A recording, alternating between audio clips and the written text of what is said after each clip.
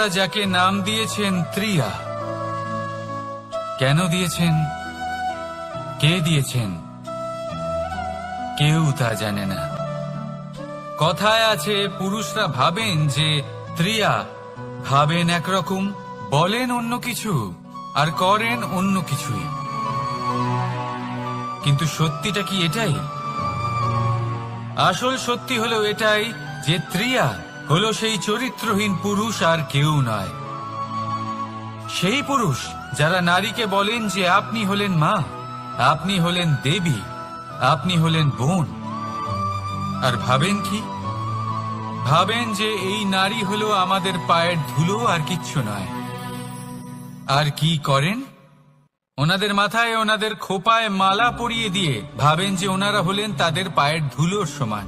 একজন নারীর সম্মান ভঙ্গ করেন, তাদের দাসী মনে করেন। ভুলবেন না, যত্র নারীয়াস্ত পূজ্যন্তে রমন্তে তত্র দেবতা। অর্থাৎ যেখানে নারীকে পুজো করা হয় সেখানে ঈশ্বর বাস করেন, আর যেখানে নারীকে অপমান করা হয় সেখানে ঈশ্বর এবং ভাগ্য এই দুই রুষ্ট হয়। মনে রাখবেন, যদি নারী কল্যাণকারী হতে পারেন তাহলে নারী মহাচণ্ডী রূপও ধারণ করতে পারেন। যদি একজন নারী মাতা হয়ে জন্মদান করতে পারেন তাহলে নারী মৃত্যু হয়ে বিনাশও করতে পারেন। যেখানে নারী অপমানিত হবেন সেখানে মহান ভারতও মহাভারতের পথে অগ্রসর হতে পারে। তাই মনে রাখবেন, নারীর অপমান যেন কখনোই না ঘটে। আর যদি কোথাও নারীর অপমান হয় তার অর্থ হলো আপনার বিনাশ আপনার দিকেই আসছে, আর এটা হলো তার প্রথম পদক্ষেপের প্রথম পদধ্বনি। রাধা রাধা। যদি সন্তান কোনো দুষ্কর্ম করে তাহলে সেই অপরাধ শুধু কি সেই সন্তানের? না, যদি সন্তান দুষ্কর্ম করে তাহলে অপরাধী তার মাতা পিতাও, যারা পুত্রমোহর কারণে সেই অনুচিত কাজে তাকে বাধা দেননি। অপরাধী হলেন তার পিতামহ, যিনি নিজের কর্তব্যবোধের কারণে নিজের পরিবারের যত্ন নেননি, যিনি সন্তানকে কখনো শাস্তি দেননি। অপরাধী হলেন তার সেই গুরুও, যিনি নিজের শিষ্যের সেই দুষ্কর্ম দেখেও তাকে প্রতিহত করতে পারেননি। একজন হবু রাজার কর্তব্য হলো নিজের প্রজার কাছে সে যেন এক উদাহরণ প্রস্তুত করতে পারে, কিন্তু যদি এত অনুচিত উদাহরণ প্রস্তুত হয়ে থাকে তাহলে মা বাবার, বাড়ির বয়োজ্যেষ্ঠদের কর্তব্য হলো ওনারা যেন সেটা সেখানেই থামায়, হয় ভালোবেসে নয়তো শাস্তি দিয়ে। যদি না থামানো হয় তাহলে মহাভারত অবশ্যম্ভাবী। বিজয়, বিজয় লাভের জন্য মানুষ কি না করে থাকে, যে কোনো সম্ভাব্য প্রচেষ্টা করে, কিন্তু নিজের বিজয় লাভের জন্য বাজিতে যা ইচ্ছে তাই রেখে দেওয়া কি উচিত কাজ? কখনোই নয়। নিজের হারানো সম্মান, নিজের হারানো সম্পত্তি, নিজের হারানো অধিকার ফিরে পাওয়ার শুধু একটাই পথ রয়েছে, আর তা হলো পুরুষার্থ, দ্রুতক্রিয়া নয়। যে মানুষ নিজেই হেরে গেছে, নিজেই নিজের জয়লাভ করার জন্য অন্য কাউকে কিভাবে বাজিতে রাখতে পারে? এ হলো সম্পূর্ণরূপে অনুচিত। অনেক সময় অনেক ধন লাভ করার জন্য, অনেক সম্পত্তি লাভ করার জন্য আমরা নিজের আসল ধন, আমাদের আপনজন, তাদেরকে হারিয়ে ফেলতেও প্রস্তুত হয়ে যাই। এটা একেবারেই উচিত নয়। যত বড়ই সংকট আসুক না কেন, আমাদের আপনজনদের আমাদের সাথেই রাখা উচিত। নিজের বিজয়ের জন্য ওনাদের বাজি রাখা ঠিক নয়। এই ভুল কেউ একজন করেছেন, আপনি তা ভুলেও করবেন না। রাধা রাধা। নারী, জন্মসূত্রে কারোর কন্যা, ধর্মসূত্রে কারোর পত্নী, আর কর্মসূত্রে কারোর মা। আমাদের মনে এই ছবি আঁকা রয়েছে একজন নারীকে নিয়ে, তাই না? একটা অতুলনীয় ভূমিকা রয়েছে নারীদের আমাদের জীবনে, আর নারী ছাড়া আমরা কিছুই নই। কিন্তু অধিকার, সেখানে আমরা একটা ভুল করে বসি। যখন নারী একজন কন্যা থাকে, যখন সে জন্ম নেয়, তখন তার উপর অধিকার থাকে তার পিতার। আর তারপর যখন বিয়ে হয়ে যায়, তখন তার অস্তিত্বের উপর অধিকার থাকে তার স্বামীর। আর যখন তিনি মা হন, তখন নিজেই তিনি জীবনের সমস্ত অধিকার দিয়ে দেন তার সন্তানকে। কিন্তু আমরা কি কখনো এটা ভেবেছি এই জীবন হলো তার নিজের? যে নারী সবার কল্যাণ করছেন, তার জীবনের অধিকারও তার কাছেই থাকা উচিত, তাই না? তার নিজের জীবনের সিদ্ধান্ত সে নিজেই নিতে পারেন, নিজেই নিজের ভাগ্যের রচয়িতা হতে পারেন। আর এর জন্য আমাদের নিজেদের পাল্টাতে হবে, দৃষ্টিভঙ্গি পাল্টাতে হবে। কারণ এই ধারণা সেটা আজ বা কালকের ব্যাপার নয়, এটা ঘটে চলেছে বহু বছর ধরে, আর চলতেই থাকবে যদি আমরা এটা না বদলাই। আর এটা তখনই সম্ভব হবে যখন আমরা নিজেদের মধ্যে পরিবর্তন আনব। তাই আজকের পর থেকে, এই মুহূর্ত থেকে, কোনো নারীর ওপর অকারণ অধিকার স্থাপনের আগে সহস্রবার ভেবে দেখবেন। কারণ যখন নারী নিজের অধিকার কেড়ে নিতে বাধ্য হবেন, তখন শুধু এবং শুধুমাত্র বিনাশই ঘটবে। রাধা রাধা। অনেক ব্যক্তির মনে একটা প্রশ্ন জাগে আমাকে আর রাধাকে নিয়ে। বলেন যে, না আমি আর রাধা একসাথে থাকি, না আমাদের বিয়ে হয়েছে। আমি এখানে দ্বারকাতে, ও ওখানে বর্ষনাতে, তাও এত ভালোবাসা কি করে? এ কেমন সম্পর্ক? আমি তাদের একটা সহজ কথা বলতে চাই। আপনি কখনো আয়নার দিকে দেখেছেন? নিজের দুই চোখের দিকে তাকিয়ে জিজ্ঞাসা করুন, এই দুই চোখ একসাথে কেন বন্ধ হয়, একসাথে কেন খোলে, একসাথে কেন ঘুমোয়, একসাথে কেন কাঁদে? আজীবন কোনো এক মানুষের সাথে সম্পর্ক রাখা অবশ্যই সম্ভব, তাদের সাথে দেখা না করে। আমার আর রাধার ভালোবাসাও কিছুটা এরকমই, আর কিছুটা এরকমই হয় ভালোবাসা দুই নয়নের মতো, যারা কখনোই মিলিত হবে না, কিন্তু চিরকালের জন্য একসাথে জুড়ে থাকবে। এই অনুভূতি নিঃস্বার্থ হয়, আর এই নিঃস্বার্থ ভালোবাসা আপনাকে আনন্দের পথে অগ্রসর করে। জীবনে সবসময় নিঃস্বার্থভাবে ভালোবাসুন, শুধুমাত্র আনন্দই পাবেন।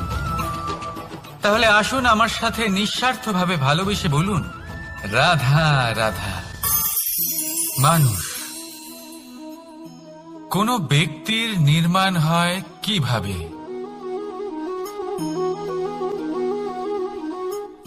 কেউ বলবেন পঞ্চতত্ত্বের দ্বারা, কেউ বলবেন আত্মা, দেহ ও চেতনার দ্বারা, কেউ বলবেন ঈশ্বরের কৃপার দ্বারা, তো কেউ বলবেন এই প্রকৃতির পরীক্ষার দ্বারা। না, মানুষের নির্মাণ হয়ে থাকে বিশ্বাস দ্বারা। ব্যক্তি তখনই গড়ে ওঠেন যখন ব্যক্তিত্ব থাকে, ঠিক কিনা? আর ব্যক্তিত্ব তখনই হবে, আর সেরকমই হবে যেরকম বিশ্বাস আপনি নিজের উপরে রাখবেন। যদি আপনি মনে করেন আপনি বিষের ন্যায় হবেন, তাহলে আপনি বিষাক্তই হবেন। যদি আপনি এটা মনে করেন যে আপনি অমৃতের ন্যায় হবেন, তাহলে আপনি অমরই হয়ে যাবেন। যদি আপনি নিজের উপরে বিশ্বাস রাখেন যে আপনি সংসারের সব থেকে উঁচু পর্বতের শিখরে পৌঁছতে পারবেন, তাহলে আপনি অবশ্যই পৌঁছবেন। যদি আপনার এরকম মনে হয় যে আপনি এরকম কখনো করতে পারবেন না, তাহলে এরকম কখনোই হবে না। ভেবে দেখবেন, বিশ্বাসের মধ্যেই বিশ্ব বাস করে থাকে, তো আপনার অস্তিত্ব কেন করবে না? যেমন বিশ্বাস আপনি নিজের উপরে রাখবেন তেমনই আপনি হয়ে উঠবেন। সেই জন্য নিজের উপরে বিশ্বাস রাখুন, আর হ্যাঁ, ভালোবেসে বলুন রাধা রাধা। শত্রুতা, একজন মানুষ অন্য মানুষের সাথে শত্রুতা করে বসেন, দুজন ঘনিষ্ঠ বন্ধু। এমনও এক সময় আসতে পারে যখন এনারা একে অপরের শত্রু হয়ে ওঠেন। এর অনেকগুলো কারণ হতে পারে, কিন্তু মূল কারণ হল আলোচনা। আগে হ্যাঁ, আপনি যদি কারোর বিষয়ে আলোচনা করেন তাহলে সে আপনার শত্রু হয়ে যেতে পারে।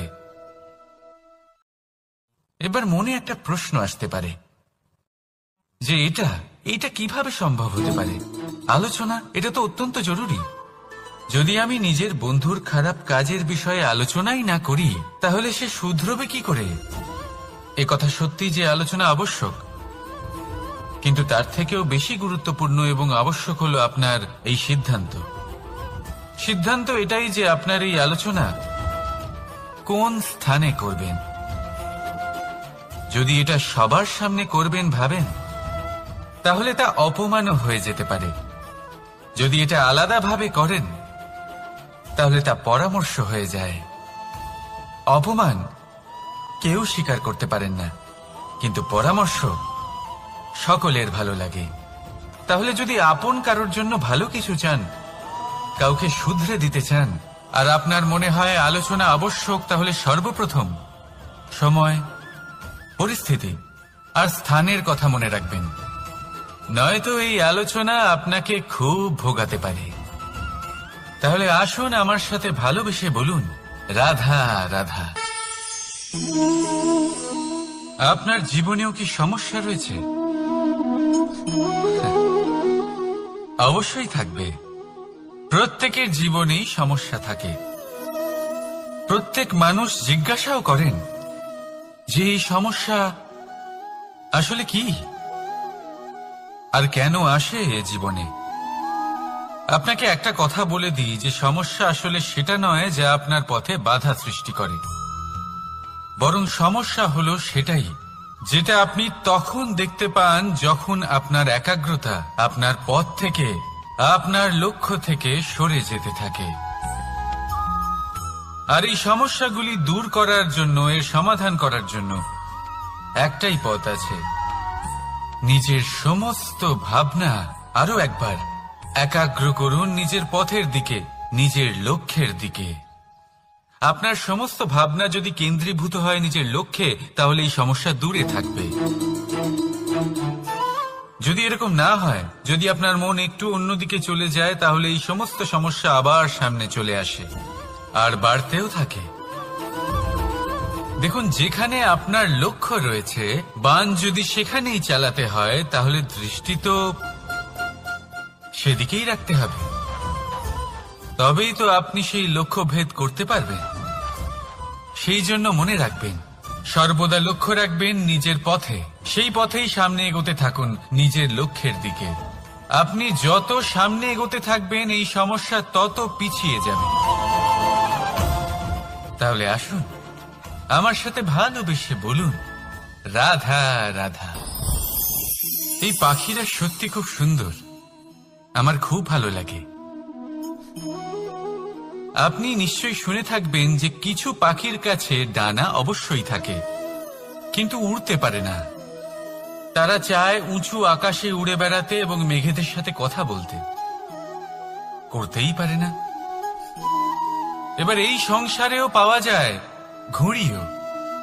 এদের মধ্যে না জীবন আছে, না প্রাণ আছে, আর না আছে ডানা, কিন্তু এরা আকাশের সাথে কথা বলে, হাওয়ার বেগের সাথে কথা বলে, আনন্দ করে, উৎফুল্ল হয়ে ওঠে, আকাশে জীবনের কিছু মুহূর্ত কাটায়।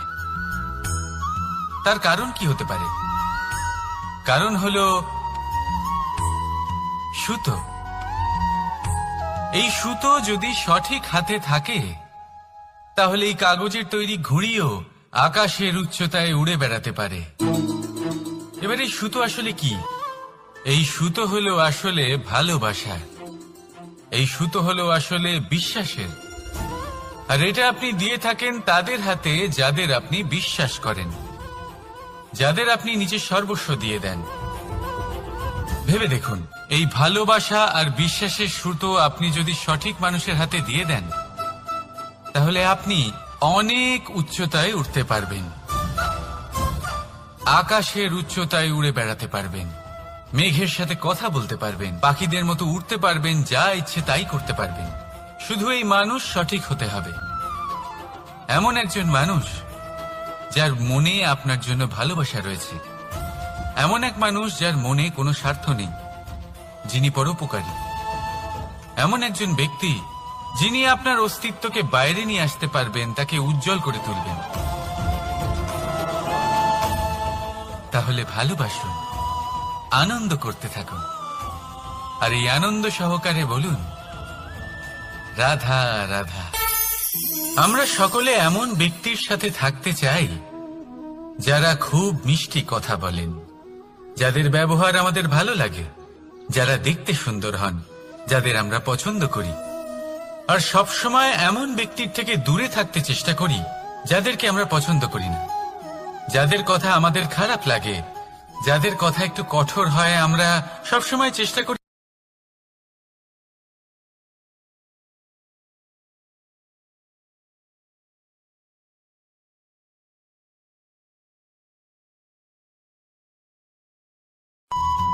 ওষুধও একটু কড়াই হয়, কিন্তু এ কি করে?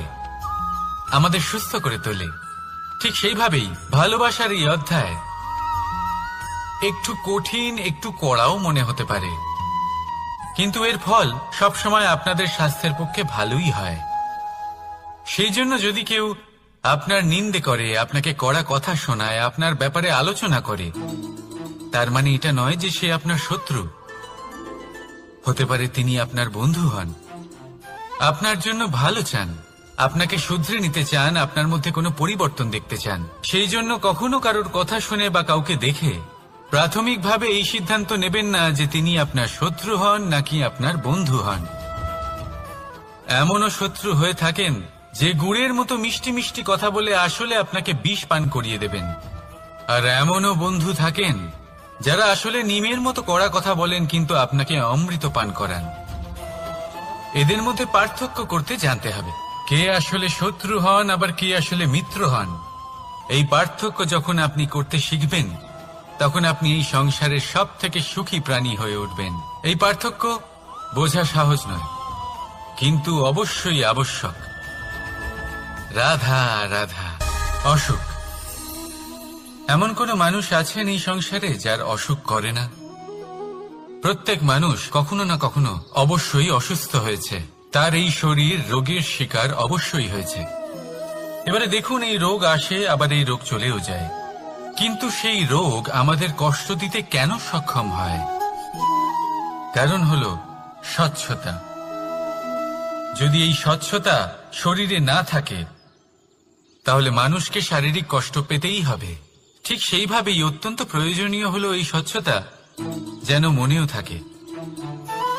যদি এই স্বচ্ছতা মনে না থাকে, তাহলে মানুষ চারিত্রিকভাবে কষ্ট সহ্য করেন। এবারে নিবারণ কি হতে পারে? বড়ই সহজ এর উপশম। যদি রোগ শরীরে হয়, তাহলে সর্বপ্রথম স্বচ্ছতা বজায় রাখতে শিখুন, এই শরীরকে পরিষ্কার রাখতে শিখুন। বিচক্ষণতার সাথে এই রোগের সম্মুখীন হন, ভয় পাওয়ার কোনো দরকার নেই। ব্যায়াম করতে থাকুন, সব ঠিক হয়ে যাবে।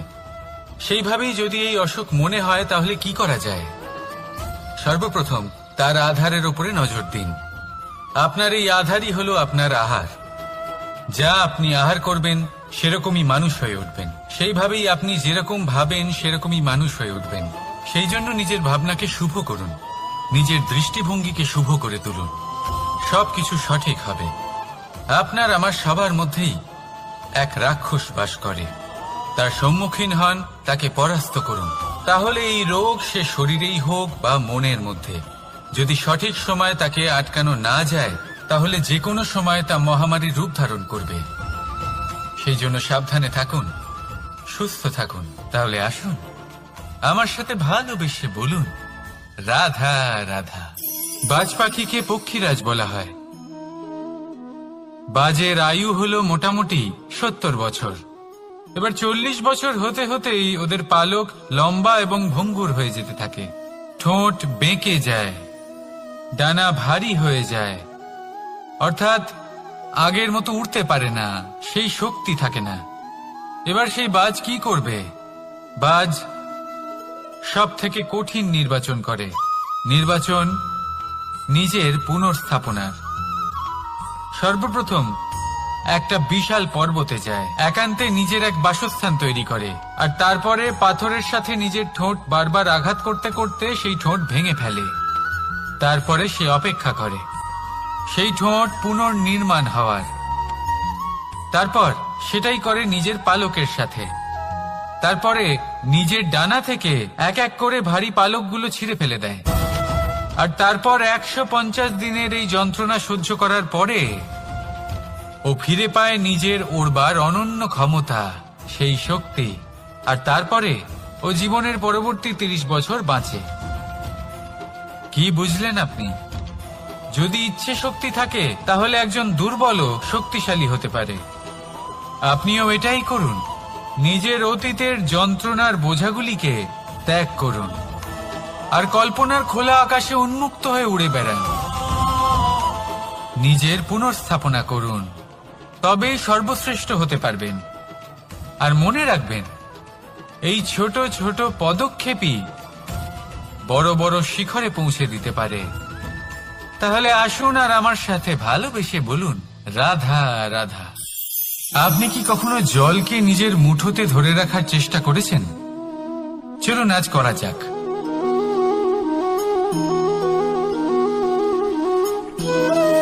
যদি আপনি নিজের মুঠো জোরে বন্ধ করেন,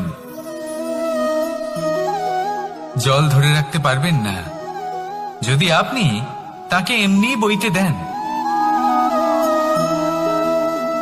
তাহলে ও নিজের পথ নিজেই করে নেবে আর আপনার হাতেও থেকে যাবে। আমাদের জীবনও হলো কিছুটা এরকম, জলের মতো। নিজের পথ নিজেই করে নেয় এই জীবন। প্রত্যেক সমস্যার সমাধান নিজেই করে নেয় এই জীবন। তাই জীবনে যখন কোনো পরিস্থিতি আমাদের প্রতিকূল হয়ে থাকে, কিছুই হয়তো আমরা বুঝতে পারছি না, কিছুই যখন বসে থাকে না, তখন আমরা হতাশ হয়ে পড়ি, নিরাশ হয়ে পড়ি। আর এটাই করা উচিত নয়। শান্ত মনে দেখতে হবে যে এই জীবনে আসলে কি ঘটে চলেছে। কষ্ট সবাই ভোগ করেন।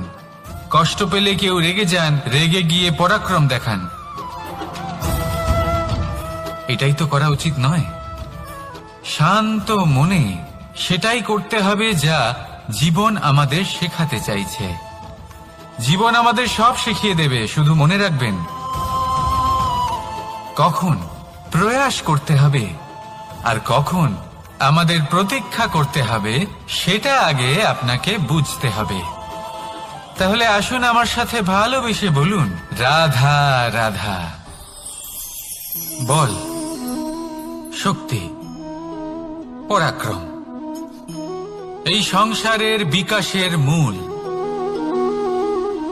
কিন্তু কখনো ভেবেছেন যে প্রকৃতি আমাদের এই বল, শক্তি, পরাক্রম কেন দিয়েছেন? যাতে আমরা জীবনে কারোর উদ্ধার করতে পারি, কাউকে সাহায্য করতে পারি, কারোর জন্য ভালো কিছু করতে পারি, কোনো গরিব অসহায় মানুষের জন্য কিছু করতে পারি। এই বল, এই শক্তির সদ্ব্যবহার করতে পারি। কখনো দেখেছেন এমন মানুষ যার কাছে অসীম শক্তি আছে, কিন্তু তার সাথেই অসম্ভব অহংকারও রয়েছে, যিনি নিজেকে সর্বশ্রেষ্ঠ বলে মনে করেন, খারাপ কাজও করেন। আপনি দেখবেন প্রকৃতি এবং মানুষ তাকে ভাঙতে সর্বদা চেষ্টা করেন। মনে রাখবেন, যতই সুবিশাল পর্বত হোক না কেন, তা যদি পথে পড়ে, তাকে ভেঙে পথ প্রশস্ত করা হয়। যদি আপনার কাছে বল থাকে, শক্তি থাকে, পরাক্রম থাকে, তাহলে তার সদ্ব্যবহার করুন, কাউকে সাহায্য করুন, কাউকে রক্ষা করুন। যদি আপনি আপনার শক্তির দুর্ব্যবহার করেন, তাহলে মনে রাখবেন আপনি নিজের বিনাশ নিজেই আমন্ত্রণ করছেন।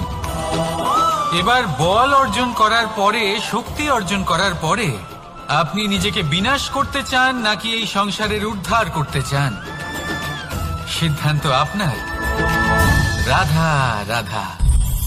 মানুষ আর ধন, এই দুইয়ের মধ্যে সম্পর্ক খুব ঘনিষ্ঠ। ধন হলো সেই শক্তি যার ব্যবহার মানুষ করে থাকে সাংসারিক বস্তু ক্রয় করার জন্য, নিজের জীবন যাপন করার জন্য। আর মানুষ হলো সেই শক্তি যারা ধনকে গুরুত্বপূর্ণ করে তোলেন। এবার একটা কথা বলি, ব্যবহার করা উচিত ধনকে আর ভালোবাসা উচিত মানুষকে। এটা বেশিরভাগ মানুষই বোঝেন না। মানুষ এখানেই সব থেকে বড় ভুল করে বসেন। তারা ভালোবাসেন ধনকে আর ব্যবহার করেন মানুষকে। এ হলো অনুচিত। দেখুন, আপনি একটা সূচের দ্বারা যুদ্ধ করতে পারবেন না, আর কোনো তলোয়ার দ্বারা বস্ত্র সেলাই করতে পারবেন না, তাই না? কোনটা কিসের জন্য হয় সেটা বোঝা অত্যন্ত জরুরি। আপনিও সঠিক দিকে অগ্রসর হন। মানুষকে ভালোবাসুন আর ধনকে ব্যবহার করুন। যদি আপনি মানুষকে ব্যবহার করেন তাহলে আপনি ভালোবেসে ফেলবেন ধনকে, আর এই ভালোবাসা ধীরে ধীরে পরিণত হবে লোভে, আর ধীরে ধীরে এটা আপনাকে বিনাশ করে দেবে। তাহলে সমস্ত মানুষকে ভালোবাসুন আর এইভাবে ভালোবেসে বলুন, রাধা রাধা। সাফল্য কে না চান? সাফল্য লাভ করার, শিখরে পৌঁছানোর আলাদাই একটা আনন্দ রয়েছে। আর আপনজনদেরও কে না চান? প্রত্যেক মানুষ চান যেন জীবনে তার কোনো আপনজন থাকে, যারা সবসময় তাদের সাথে থাকবে। কারণ আপনজনের সাথেই তো সাফল্যের আনন্দ সব থেকে বেশি পাওয়া যায়। কিন্তু আসলে কি হয়, অনেক সময় সাফল্যের খোঁজে সেই পথে চলতে চলতে আমরা আপনদের থেকে দূরে চলে যাই। না চাইতেও দূরে চলে যেতে হয়, ওনাদের সাথে সময় কাটাতে পারি না। আর আমরা ভুলে যাই যে সাফল্যের আসল আনন্দ আপনজনদের সাথেই পাওয়া যায়। সফল হওয়ার পরে আপনদের সাথে দেখা হলে তাদের চোখে আমাদের জন্য যে আবেগ থাকে, যে সম্মান, যে প্রেম থাকে, সেটাই হলো আসল পুরস্কার। আমরা সেই কথা ভুলে যাই এবং একা হয়ে পড়ি। বেশিরভাগ সময় এটাই হয়। বেশিরভাগ সময় সফল মানুষগুলি একা হয়ে যান। এবার আপনি কি চান? আপনি অসফল হয়ে দিনগুলি একাকিত্বে কাটাতে চান, নাকি সফল হয়ে আপনজনদের সাথে আনন্দে থাকতে চান? সেই সিদ্ধান্ত আপনার। সাফল্যের পেছনে ছুটুন, নিজেকে উজাড় করে দিন, কিন্তু আপনজনদের সঙ্গ ত্যাগ করবেন না। সেই আপনজন যারা আপনার সাফল্যের জন্য দায়ী, সেই আপনজন যিনি আপনার সাফল্যে আনন্দ পান, সুখ লাভ করেন, তাদের কখনো ত্যাগ করবেন না। আসুন আমার সাথে ভালোবেসে বলুন, রাধা রাধা। ভগবান আর ভক্ত যখন এক আকার হয়ে যায়, যখন ভক্ত তার ভগবানের প্রতি এবং নিজের জীবনের উদ্দেশ্যের প্রতি সম্পূর্ণরূপে সমর্পিত হয়, তখন জন্ম নেয় ভক্তি। এই সংসারের সমস্ত আশা হয়তো আপনার সঙ্গ ত্যাগ করে দিতে পারে, তখনও ভক্তি সাথে থাকবে। ভক্ত আর ভগবান যখন এক আকার হয়ে যায়, তাদের মধ্যে কোনো পার্থক্য থাকে না।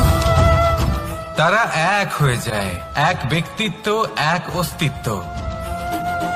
সেই জন্য কখনো জীবনে যে কোনো রূপেই, যে কোনো প্রকারেই, যে কোনো ঈশ্বরকে মান্য করুন।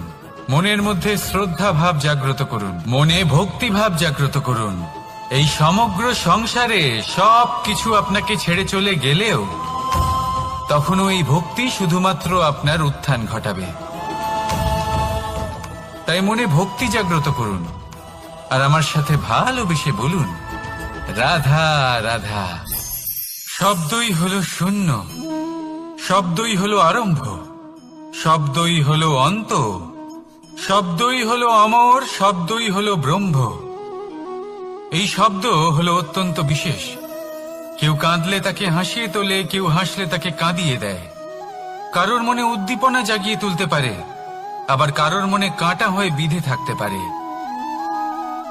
একটা অত্যন্ত গুরুত্বপূর্ণ কথা যা বোঝা অত্যন্ত আবশ্যক। আপনার মন, আপনার হৃদয় যতই শুদ্ধ হোক না কেন, যতই পবিত্র হোক না কেন, আপনার দৃষ্টিভঙ্গি যতই স্পষ্ট হোক না কেন, যদি আপনার কথা পবিত্র না হয়, যদি আপনার শব্দ শুদ্ধ না হয়, তাহলে তা আপনাকে আপনার কর্মফল ভোগ করতে বাধ্য করবেই। একটা সহজ উদাহরণ দিই। আপনার জীবনে এমন কেউ অবশ্যই থাকবেন যাকে আপনি পছন্দ করেন না, যিনি হয়তো অধর্মী মানুষ, যিনি হয়তো দুর্বুদ্ধি সম্পন্ন মানুষ, কিন্তু তার জন্য অপশব্দ প্রয়োগ করলে তার মধ্যে কোনো পরিবর্তন আসবে না, তার মানসিকতা বদলাবে না, শুধু মনে প্রতিশোধ স্পৃহা জেগে উঠবে, মনে হিংসা জাগবে, আর কিচ্ছু নয়। সেই জন্য নিজের শব্দকে নিয়ন্ত্রণ করুন, নিজের কথা সংযত করুন। শ্রেষ্ঠ থেকে শ্রেষ্ঠতর মানুষকেও সাবধানী হতে হয়, কারণ যদি এই শব্দের প্রয়োগ সঠিক না হয় তাহলে আজীবন মানুষকে নির্বাক হয়ে থাকতে হতে পারে। তাহলে নিজের শব্দ নিয়ন্ত্রিত রাখুন, নিজের কথাকে শুভ করুন, এতে প্রেমবোধ জাগিয়ে তুলুন, আর সেই প্রেমবোধ নিয়েই বলুন রাধা রাধা। বরদান এবং অভিশাপ, এই দুই হলো একই মুদ্রার দুটি পিঠ। এই বরদান আমরা অনেক কারণে পেতে পারি, কখনো নিজের পরিশ্রমের কারণে, কখনো নিজের তপস্যার কারণে, কখনো আমাদের পূর্বপুরুষদের কর্ম ও তপস্যার কারণে। কিন্তু এই বরদান কতক্ষণ বরদান থাকবে তা আমরা নিশ্চিত করতে পারি না, তা সুনিশ্চিত করে শুধুমাত্র আমাদের কর্ম। যদি আপনাকে উদাহরণ দিই, আপনি রেশমের কীট দেখেছেন? ও বরদান পেয়েছে যে ও নিজের সুরক্ষার জন্য খোলস বানাতে পারে। এবারও তাতে এত মত্ত হয়ে যায় যে এমন এক আবরণ বানিয়ে ফেলে যাতে সে নিজেই আবদ্ধ হয়ে চাপা পড়ে মরে যায়। এটার তাৎপর্য কি? তাৎপর্য খুবই সরল। গর্ব করা খুবই ভালো, কিন্তু অহংকার করা কখনোই উচিত নয়। যদি অহংকার মনের মধ্যে প্রবেশ করে তাহলে এই বরদান অভিশাপে পরিণত হতে সময় লাগে না। আর যদি কর্মশ্রেষ্ঠ হয় তাহলে অভিশাপও বরদানে পরিণত হয়। তাহলে আসুন শ্রেষ্ঠ কর্ম করুন আর আমার সাথে ভালোবেসে বলুন রাধা রাধা। সুখ, দুঃখ, মৃত্যু, মহামারী, এগুলো কখনো বলে আসে না, আবার জিজ্ঞাসা করেও আসে না। এমনই হয় দ্রুত ক্রীড়ার এই খেলায়। এক কারাগারের মতো, একটা মাকড়সার জালের মতো। যেমন একটা মাকড়সার জাল একটা পোকাকে নিজের দিকে আসতে আকর্ষিত করে নিজের চমকের দ্বারা, নিজের গঠন দ্বারা, সেরকমই দ্রুত ক্রীড়ার এই খেলা মানুষকে নিজের দিকে আসতে প্ররোচিত করে। শেষে গিয়ে মানুষ আটকা পড়ে। পার্থক্য শুধু এটাই, যখন এক পোকা এই জালে জড়িয়ে পড়ে তখন সে তার প্রাণ হারায়। মানুষ যখন এই দ্রুত ক্রীড়ায় আকর্ষিত হয় সে নিজের মান, নিজের ধন সবকিছু হারায়, নিজের বিবেক হারিয়ে ফেলে। কিন্তু আপনি আপনার বিবেক কখনোই হারাবেন না। যদি আপনার মনে লোভ চলে আসে আপনি লোভী হয়ে ওঠেন। যদি আপনি দ্রুত ক্রীড়ার এই খেলায় আটকা পড়েন তাহলে মনে রাখবেন এই খেলা থেকে ফিরে আসা প্রায় অসম্ভবই বলা যায়। নিজের বিবেক কখনো হারাতে দেবেন না, কারণ বিনাশ আসার প্রথম লক্ষণ হলো বিবেকের বোধ চলে যাওয়া। এই প্ররোচনায় কখনো পা দেবেন না। আর আমার সাথে ভালোবেসে বলুন রাধা রাধা। বিজয়, বিজয় লাভের জন্য মানুষ কি না করে থাকে, যে কোনো সম্ভাব্য প্রচেষ্টা করে। কিন্তু নিজের বিজয় লাভের জন্য বাজিতে যা ইচ্ছে তাই রেখে দেওয়া কি উচিত কাজ? কখনোই নয়। নিজের হারানো সম্মান, নিজের হারানো সম্পত্তি, নিজের হারানো অধিকার ফিরে পাওয়ার শুধু একটাই পথ রয়েছে, আর তা হলো পুরুষার্থ, দ্রুত ক্রীড়া নয়। যে মানুষ নিজেই হেরে গেছে, নিজেই নিজের জয়লাভ করার জন্য অন্য কাউকে কিভাবে বাজিতে রাখতে পারে? এ হলো সম্পূর্ণরূপে অনুচিত। অনেক সময় অনেক ধন লাভ করার জন্য, অনেক সম্পত্তি লাভ করার জন্য আমরা নিজের আসল ধন, আমাদের আপনজন, তাদেরকে হারিয়ে ফেলতেও প্রস্তুত হয়ে যাই। এটা একেবারেই উচিত নয়। যত বড়ই সংকট আসুক না কেন, আমাদের আপনজনদের আমাদের সাথেই রাখা উচিত। নিজের বিজয়ের জন্য ওনাদের বাজি রাখা ঠিক নয়। এই ভুল কেউ একজন করেছেন, আপনি তা ভুলেও করবেন না। রাধা রাধা। নারী জন্মসূত্রে কারোর কন্যা, ধর্মসূত্রে কারোর পত্নী, আর কর্মসূত্রে কারোর মা। আমাদের মনে এই ছবি আঁকা রয়েছে একজন নারীকে নিয়ে, তাই না? একটা অতুলনীয় ভূমিকা রয়েছে নারীদের আমাদের জীবনে, আর নারী ছাড়া আমরা কিছুই নই। কিন্তু অধিকার, সেখানে আমরা একটা ভুল করে বসি। যখন নারী একজন কন্যা থাকে, যখন সে জন্ম নেয়, তখন তার ওপর অধিকার থাকে তার পিতার। আর তারপর যখন বিয়ে হয়ে যায়, তখন তার অস্তিত্বের উপর অধিকার থাকে তার স্বামীর। আর যখন তিনি মা হন, তখন নিজেই তিনি জীবনের সমস্ত অধিকার দিয়ে দেন তার সন্তানকে। কিন্তু আমরা কি কখনো এটা ভেবেছি এই জীবন হলো তার নিজের? যে নারী সবার কল্যাণ করছেন, তার জীবনের অধিকারও তার কাছেই থাকা উচিত, তাই না? তার নিজের জীবনের সিদ্ধান্ত সে নিজেই নিতে পারেন, নিজেই নিজের ভাগ্যের রচয়িতা হতে পারেন। আর এর জন্য আমাদের নিজেদের পাল্টাতে হবে, দৃষ্টিভঙ্গি পাল্টাতে হবে। কারণ এই ধারণা সেটা আজ বা কালকের ব্যাপার নয়, এটা ঘটে চলেছে বহু বছর ধরে, আর চলতেই থাকবে যদি আমরা এটা না বদলাই। আর এটা তখনই সম্ভব হবে যখন আমরা নিজেদের মধ্যে পরিবর্তন আনব। তাই আজকের পর থেকে, এই মুহূর্ত থেকে, কোনো নারীর ওপর অকারণ অধিকার স্থাপনের আগে সহস্রবার ভেবে দেখবেন। কারণ যখন নারী নিজের অধিকার কেড়ে নিতে বাধ্য হবেন, তখন শুধু এবং শুধুমাত্র বিনাশই ঘটবে। রাধা রাধা। নারী, পুরুষরা যাকে নাম দিয়েছেন ত্রিয়া, কেন দিয়েছেন, কে দিয়েছেন, কেউ তা জানে না। কথায় আছে, পুরুষরা ভাবেন যে ত্রিয়া, ভাবেন একরকম, বলেন অন্য কিছু, আর করেন অন্য কিছুই। কিন্তু সত্যিটা কি এটাই? আসল সত্যি হলো এটাই যে ত্রিয়া হলো সেই চরিত্রহীন পুরুষ, আর কেউ নয়। সেই পুরুষ যারা নারীকে বলেন যে আপনি হলেন মা, আপনি হলেন দেবী, আপনি হলেন বোন। আর ভাবেন কি? ভাবেন যে এই নারী হলো আমাদের পায়ের ধুলো, আর কিচ্ছু নয়। আর কি করেন? ওনাদের মাথায়, ওনাদের খোপায় মালা পরিয়ে দিয়ে ভাবেন যে ওনারা হলেন তাদের পায়ের ধুলোর সমান। একজন নারীর সম্মান ভঙ্গ করেন, তাদের দাসী মনে করেন। ভুলবেন না, যত্র নারীয়াস্ত পূজ্যন্তে রমন্তে তত্র দেবতা। অর্থাৎ যেখানে নারীকে পুজো করা হয়, সেখানে ঈশ্বর বাস করেন। আর যেখানে নারীকে অপমান করা হয়, সেখানে ঈশ্বর এবং ভাগ্য এই দুই রুষ্ট হয়।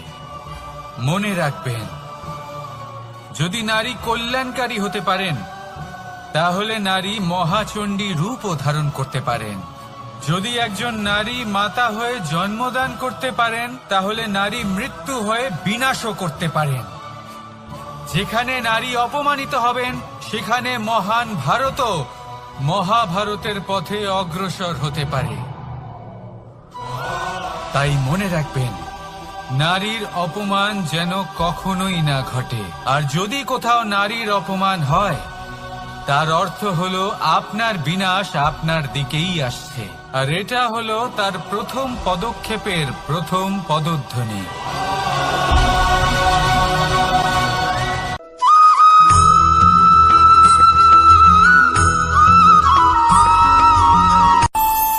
আমাদের মনে যখন কোনো প্রশ্ন ওঠে, কোনো দ্বন্দ্ব জাগে, তখন আমরা যাই আমাদের গুরুর কাছে, আমাদের আরাধ্যের কাছে গিয়ে জিজ্ঞেস করি, এইভাবেই একদিন আমি পৌঁছলাম আমার আরাধ্যের কাছে, আমার মহাদেবের কাছে, আর ওনাকে প্রশ্ন করলাম যে মহাদেব, জীবনে আনন্দ পাওয়ার, উৎসব পালনের, প্রেম ভাগ করে নেবার, জীবনকে উপভোগ করে নেওয়ার সর্বশ্রেষ্ঠ সময় কোনটা? মহাদেব হাসলেন আর উনি বললেন, জীবনে উৎসব পালনের সবথেকে শ্রেষ্ঠ দিন হল মৃত্যুর ঠিক আগের দিনটা। প্রেম ভাগ করে নেওয়ার সবথেকে শ্রেষ্ঠ মুহূর্ত হল মৃত্যুর ঠিক আগের মুহূর্ত। জীবনকে উপভোগ করে নেওয়ার সর্বশ্রেষ্ঠ প্রহর হল মৃত্যুর এক প্রহর পূর্বে।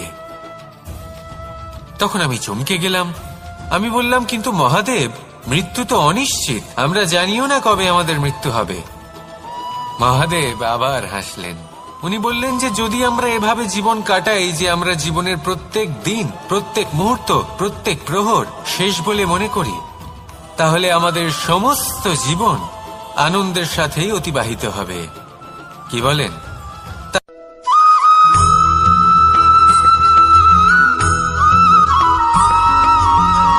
এই সংসারে কোনো বস্তু হোক বা ব্যক্তি হোক, তার একার গুরুত্ব কিন্তু খুব বেশি নয়। একটা উদাহরণ হিসেবে বৃষ্টির ফোঁটাকে ভেবে দেখুন। যদি একটি বৃষ্টির ফোঁটা হয় তাহলে তার খুব বেশি গুরুত্ব থাকে না, কিন্তু যখন সহস্র বৃষ্টির ফোঁটা মেঘের মধ্যে দিয়ে ঝরে পড়ে, তখন সেটা বর্ষার রূপ ধারণ করে। সেই বর্ষা যা এই প্রকৃতিকে শান্ত করে। সেইভাবেই পাথরের ছোট টুকরো, তার খুব বেশি গুরুত্ব থাকে না, কিন্তু যখন অসংখ্য পাথরের টুকরো একত্রিত হয় তখন তা পর্বতের আকার ধারণ করে। সেইভাবেই কিছু মানুষ যখন একত্রিত হন তখন তৈরি হয় পরিবার, কিছু পরিবার যখন একত্রিত হয় তখন তৈরি হয় সমাজ, যখন অনেক সংখ্যক সমাজ একত্রিত হয় তখন তৈরি হয় রাজ্য। এবার এই রাজ্যের সবথেকে গুরুত্বপূর্ণ ব্যক্তি হতে পারেন রাজা, কিন্তু তাও সেই রাজা একা কিছু করতে পারেন না। যুদ্ধ লড়ার সময় তারও নিজের সৈন্যদলকে প্রয়োজন পড়ে। কিন্তু এই সংসারে এমন একজন ব্যক্তি আছেন যিনি একাই সব কাজ করতে থাকেন, এবং সেই ব্যক্তি হলেন মা। আমাদের জীবনে একজন পিতার ভূমিকা কিন্তু নিঃসন্দেহে অমূল্য, কিন্তু আমাদের সকলের জীবনে যে ভূমিকা একজন মায়ের তা অন্য কারোর থাকে না। একজন মা একাই সন্তানকে বড় করতে পারেন, সংস্কারী করে তুলতে পারেন, তার জন্য পরিশ্রম করেন। আর এত কিছু কাজ করার পরেও তার কাজের জন্য তিনি প্রশংসা অবশ্য পান না। উল্টে যদি সেই সন্তান অনুচিত পথে চালিত হয়, অনুচিত কর্ম করে, তখন সেই মাকেই অপবাদের পাত্র হয়ে উঠতে হয়। আমাদের জীবনে মায়ের যোগদান কতটা সেটা বুঝুন। আপনাকে বড় করে তোলার জন্য উনি কতটা পরিশ্রম করেছেন সেটা বুঝুন। আজ থেকে, এখন থেকে, এই মুহূর্ত থেকে মাকে সম্মান করতে শিখুন। যখন সময় পাবেন, যখন সুযোগ হবে, তখন তার প্রশংসা করুন, ওনারও ভালো লাগবে। আর মায়ের এই মমতার জন্য, তার এই ভূমিকার জন্য আসুন সবাই মিলে আমরা তাকে প্রণাম করি, আর সকলে মিলে ভালোবেসে বলি, রাধা রাধা।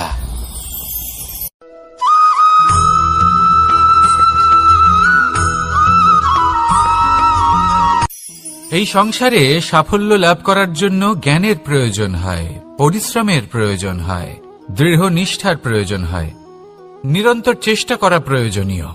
কিন্তু আরো কিছু আছে যা অত্যন্ত প্রয়োজনীয় এবং গুরুত্বপূর্ণ।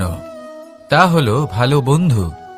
তাদের থাকা অত্যন্ত প্রয়োজনীয়। যদি ভালো বন্ধু থাকে তাহলে সময় এলে তারা ঢাল হয়ে আপনাকে সুরক্ষা করবেন।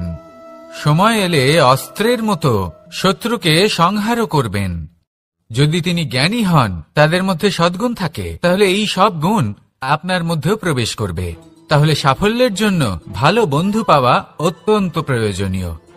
কিন্তু শুধু বন্ধু কেন, ভালো শত্রুও থাকা প্রয়োজনীয়। এবার আপনি ভাববেন, এ আমি কি বললাম? যদি আপনার জীবনেও ভালো অর্থাৎ শক্তিশালী শত্রু থাকে, তাহলে আপনিও শক্তিশালী হতে থাকবেন। এই শত্রু আপনাকে প্রেরিত করবে আরো বেশি শক্তিশালী হয়ে ওঠার। কখনো কোনো হরিণকে দেখুন, তীব্র গতিতে দৌড়তে থাকে। কেন তীব্র গতিতে দৌড়য়? এই কারণে নয় যে কোথাও তার জন্য মধুর ঘাস অপেক্ষা করে রয়েছে, না।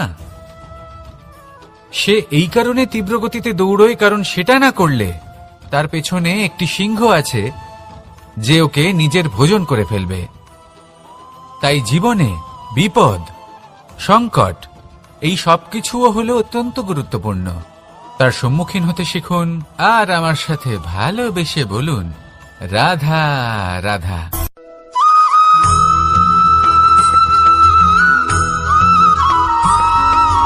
কথায় আছে, প্রত্যেক পুত্র তার পিতার প্রতিচ্ছবি হয়, আর সমস্ত প্রতিচ্ছবি চায় যেন সে তার অস্তিত্ব প্রাপ্ত করতে পারে।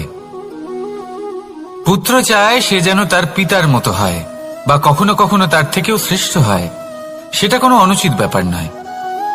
অনুচিত তখন হয় যখন পুত্র নিজের পিতার মতো হবার স্বপ্ন পূরণ করতে গিয়ে বা তার থেকেও শ্রেষ্ঠ হওয়ার স্বপ্ন পূরণে অনুচিত পথের আশ্রয় নেয়।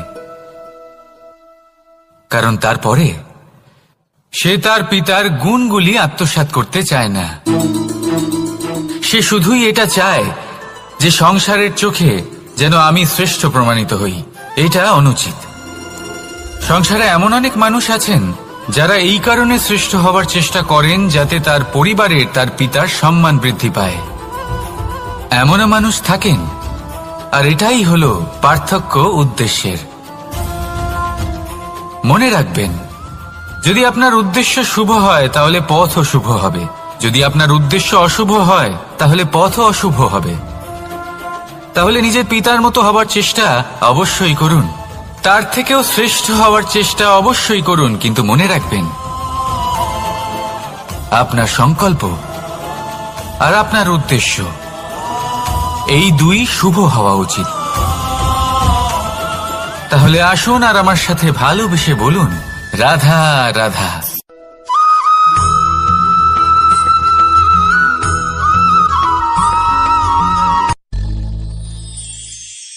শিশিরের বিন্দু পাতার ওপর পড়ে আর তার গায়ে লেগে থাকে।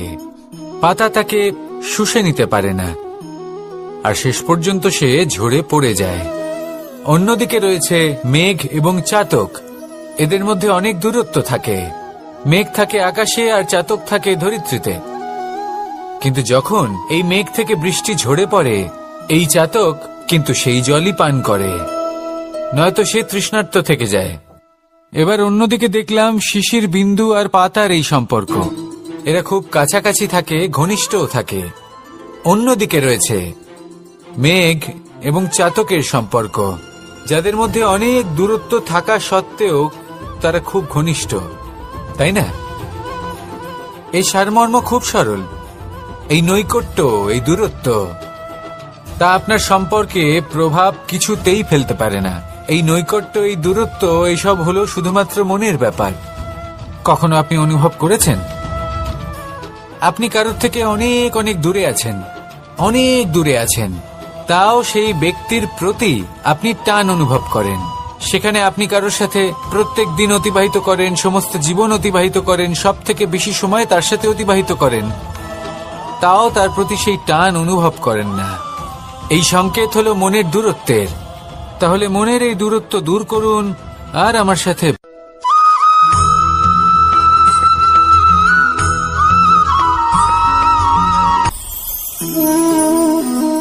শক্তি এক অত্যন্ত বিচিত্র বস্তু, বা বলতে পারেন অনুভূতি।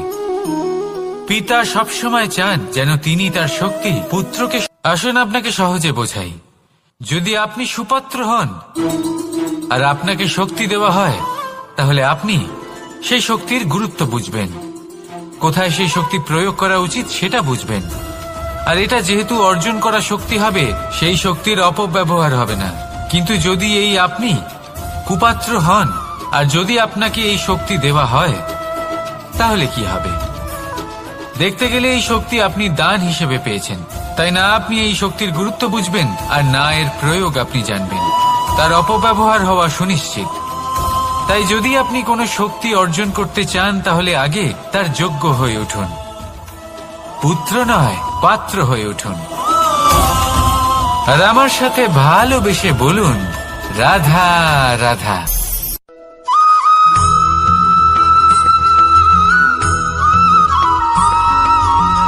ভালো, শুধু ওনাদের কঠোর ব্যবহার দেখলে আমরা একটু ভয় পেয়ে যাই।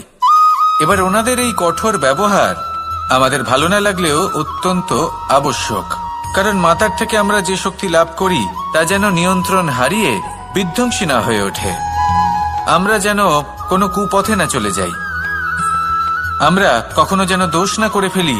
শুধু সেই জন্য পিতা এবং গুরু একটু কঠোর হয়ে ওঠেন এবং ওনাদের এই কঠোর আচরণ ভবিষ্যতে গিয়ে আমরা অবশ্যই বুঝতে পারি। জীবনে কিছু বছর আমরা এগিয়ে যাই আর তারপর আমরা বুঝতে পারি যে বাবা এবং গুরু আমাদের যথেষ্ট ভালোবাসতেন, কিন্তু ওনাদের ভালোবাসার বহিঃপ্রকাশ আলাদা। প্রয়োজনীয় হলো এটা দেখার, এটা বোঝার যে শুরু থেকে আমাদের প্রতি ওনাদের আচরণ কেমন ছিল। ওনাদের কঠোর হওয়ার পেছনে ওনাদের ভালোবাসাটা বোঝার চেষ্টা করুন, ওনাদের চিন্তাটা বোঝার চেষ্টা করুন, ওনাদের পথপ্রদর্শনের আড়ালে আপনার ভবিষ্যতের জন্য যে পরিকল্পনা ওনারা করেছেন সেটা বোঝার চেষ্টা করুন। তখন আপনারা বুঝতে পারবেন ওনাদের ভালোবাসাকে। আপনার মনের মধ্যে আপনা থেকেই ওনাদের প্রতি সম্মান জেগে উঠবে। নিজের পিতা এবং নিজের গুরু এই দুজনের প্রতি কৃতজ্ঞতা প্রকাশ করুন আর আমার সাথে ভালোবেসে বলুন, রাধা রাধা।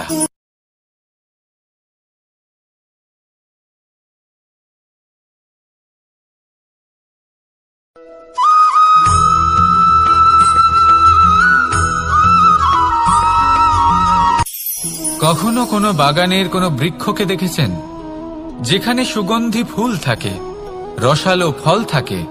তখন মন প্রফুল্ল হয়ে ওঠে, মন থেকে সেই বৃক্ষের প্রতি ভালোবাসা জন্মায়।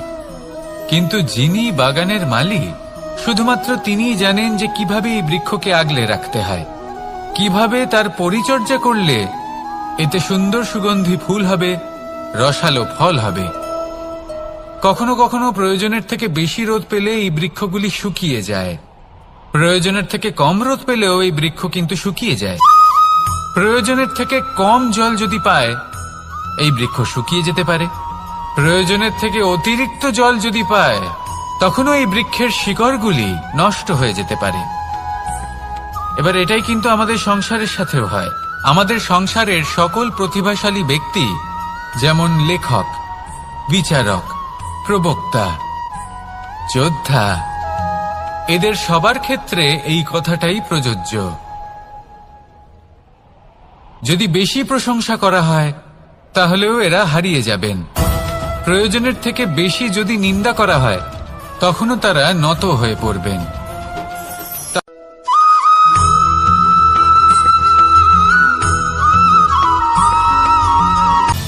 সময়, জীবন, কাল, দেখতে গেলে এই তিনটি শব্দ একটি শব্দেরই সমার্থক শব্দ মনে হয়, কিন্তু এই শব্দগুলির অর্থ কি সমান? কখনোই নয়। হ্যাঁ, এই সময় চলতে থাকে, জীবন চলতে থাকে, কালচক্র চলতে থাকে। এই সময় কেটে যায়, কিন্তু এই জীবন একে যাপন করতে হয়। কি বলেন? এই জীবনে কিছু করুন বা কিছু না করুন, জীবন এমনি কেটে যাবে, আপনি জানতেও পারবেন না। কিন্তু সেটা আমাদের উদ্দেশ্য নয়, একে যাপন করতে হবে। এই জীবনে প্রেরণা পেতে শিখুন, প্রেরণা দিতে শিখুন, আহ্বান গ্রহণ করতে শিখুন, আহ্বান জানাতে শিখুন, মহান কাজ করতে শিখুন, ধন্যাত্মক বোধ জাগিয়ে তুলুন।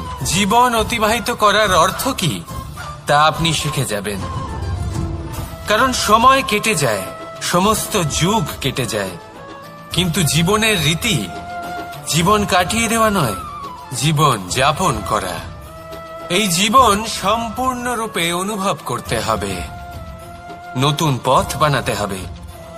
এবারে যদি এই জীবন বাঁচার সময় একবার ভেবে দেখুন, যদি মনে প্রেম থাকে, সদ্ভাবনা থাকে, তাহলে কি হবে? এই জীবনকে বাঁচার অনুভূতিটাই অন্যরকম হয়ে যাবে। একটা আনন্দময় অনুভূতি লাভ করবেন। তাহলে এটাই করুন আর আমার সাথে ভালোবেসে বলুন, রাধা রাধা।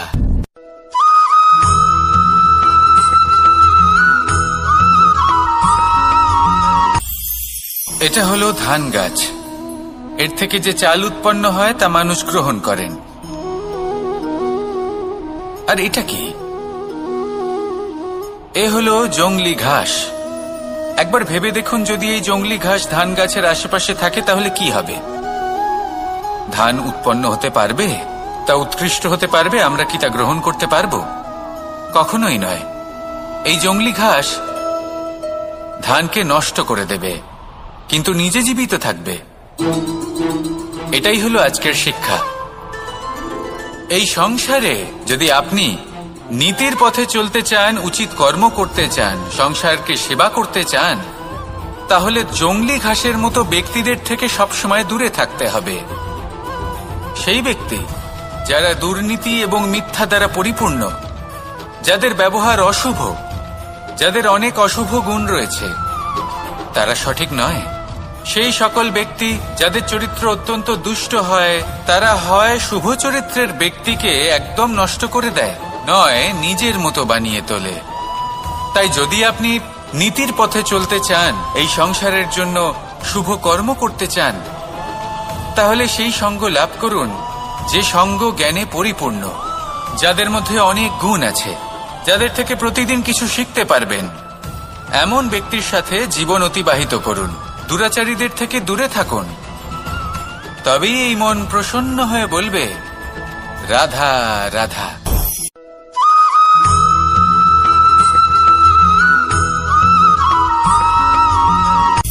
সূচের শেষে একটি ছিদ্র থাকে, যার দ্বারা আমরা এই সুতো পরাতে পারি। আর তারপর সূচের সাহায্যে এই সুতো দিয়ে বস্ত্র সেলাই করা যায়। কিন্তু যদি সুতোটা সোজা করে ধরা না হয়, তাহলে সূচে কখনো এই সুতো পরানোই সম্ভব নয়। যদি এতে কোনো গিঁট পড়ে, তখন তা কখনোই এই ছিদ্র দ্বারা প্রবেশ করা সম্ভব নয়। ঠিক এইভাবেই যদি আপনি কারোর জীবনে প্রবেশ করতে চান, কারোর অন্তরে প্রবেশ করতে চান, তাহলে আপনাকেও সহজ থাকতে হবে।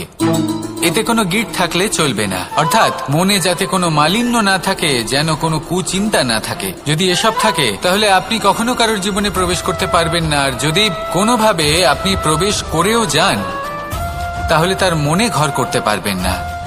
নিজেকে এই সুতোর মতন করে তুলুন, সহজ। মনে যেন কোনো কুচিন্তা না থাকে, সবার প্রতি যেন সদ্ভাবনা থাকে, শুভ চিন্তা থাকে। এমনটা করতে থাকুন। এমন একটা দিন আসবে যেদিন এই সমস্ত সংসারের ব্যক্তির মনে আপনি বাস করবেন। আর তখন এই মন প্রসন্ন হয়ে বলবে, রাধা রাধা।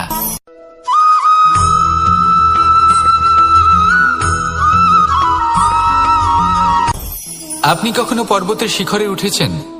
আপনি দেখতে পাবেন পর্বতের পদতলে প্রচুর সুন্দর ফুল রয়েছে, সবুজ বনানী রয়েছে। যত আপনি উপরে উঠতে থাকবেন, তত ফুল কমতে থাকবে, সবুজ বনানী কমতে থাকবে। আরো কিছুটা উপরে উঠলে কাঁটা জাতীয় গাছ দেখতে পাবেন, শুকনো গাছ দেখতে পাবেন। আরো যদি উপরে ওঠেন, তাহলে পাষাণ দেখতে পাবেন। আরো উপরে উঠলে হিমখণ্ড দেখতে পাবেন। এই যে পর্বত, তা মনুষ্য জীবনের সব থেকে উত্তম উদাহরণ। মানুষ যখন সাফল্যের শিখরে পৌঁছতে চান, মহানুভবতার শিখরে পৌঁছতে চান, পথে যত আস্তে আস্তে উপরে উঠতে থাকেন, ততই ভৌতিক বস্তু তার থেকে বিচ্ছিন্ন হতে থাকে। যদি তিনি সেই ভৌতিক বস্তুগুলি ত্যাগ না করতে পারেন, তাহলে কখনোই সেই স্থানে পৌঁছতে পারবেন না। আর মানুষ যদি উচিত ত্যাগ করতে পারেন, পথে অগ্রসর হতে থাকেন, এগোতে থাকেন, তাহলে একদিন না একদিন তিনি মহানুভবতার, জ্ঞানের, সাফল্যের হিমের স্বাদ অবশ্যই লাভ করবেন। মনে রাখবেন, মানব জীবনের ত্যাগ হলো অত্যন্ত গুরুত্বপূর্ণ অংশ। আসুন আমার সাথে ভালোবেসে বলুন, রাধা রাধা।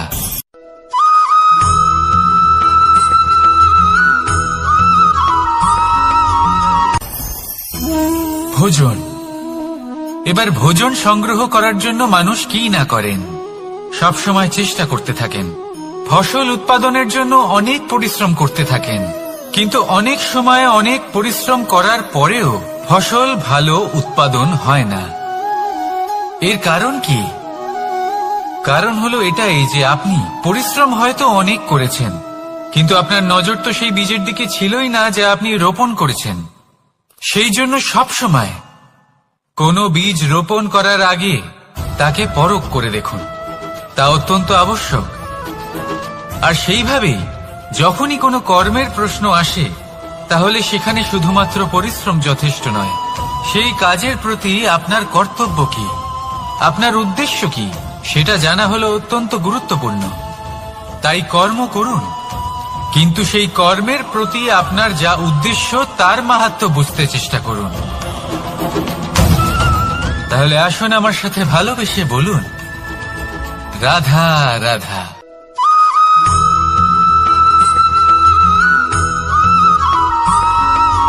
বসন্ত ঋতু, এই সময় মন আনন্দে ভরে থাকে। এমন মনে হয় যেন আমরা আকাশে বিচরণ করতে চলে যাই, কিন্তু সেটা তো সম্ভব নয়। সেই জন্য হয়তো আমরা ঘুড়ি ওড়াই, এই ঘুড়িকে নিজেদের প্রতিরূপ মনে করে। এবার অনেক মানুষ আছেন যারা ঘুড়ি ওড়ান, কিন্তু এই কর্মের সারমর্ম কি সেটা কজন বুঝতে পারেন? আপনি এটা মনে করুন যে আপনি হলেন সেই ঘুড়ি, আর এই সুতো যিনি ধরে রয়েছেন তিনি হলেন পরমাত্মা। আর এই সুতো যেখান থেকে শুরু হয়, সেই লাটাই হলো আমাদের কর্মচক্র। এবার আপনি নিজেই অনুমান করুন যে এই উড়ান কার ওপর নির্ভরশীল, পরমাত্মার ওপর আর আপনার কর্মের ওপর। যদি পরমাত্মা আপনার হাত ধরে থাকেন, আপনার সাথে থাকেন, যদি আপনি শুভ কর্ম করতে থাকেন, আপনি এই আকাশে উড়তে থাকবেন। কিন্তু কোথাও যদি পরমাত্মার সাথে এই বন্ধন ছিন্ন হয়, আপনার কর্মচক্র খারাপ হয়ে যায় বা থেমে যায়, তাহলে আপনার এই ঘুড়ি কেটে যাবে আর দূরে কোনো গাছের ডালে গিয়ে আটকে যাবে। তাই শুধুমাত্র ঘুড়ি ওড়াবেন না, তার থেকে শিখুন, পরমাত্মার সাহচর্যে থাকুন, সবসময় শুভ কর্ম করতে থাকুন আর সবসময় এই আকাশে উড়তে থাকুন। আসুন আর আমার সাথে ভালোবেসে বলুন, রাধা।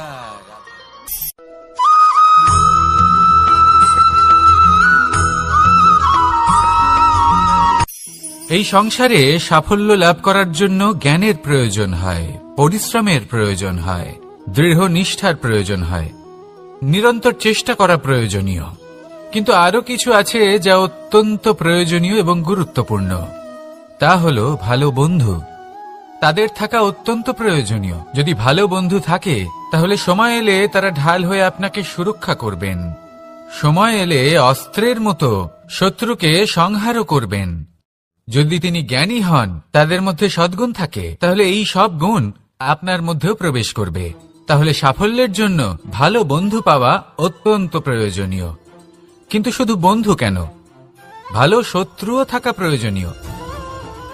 এবার আপনি ভাববেন, আমি কি বললাম? যদি আপনার জীবনেও ভালো অর্থাৎ শক্তিশালী শত্রু থাকে, তাহলে আপনিও শক্তিশালী হতে থাকবেন।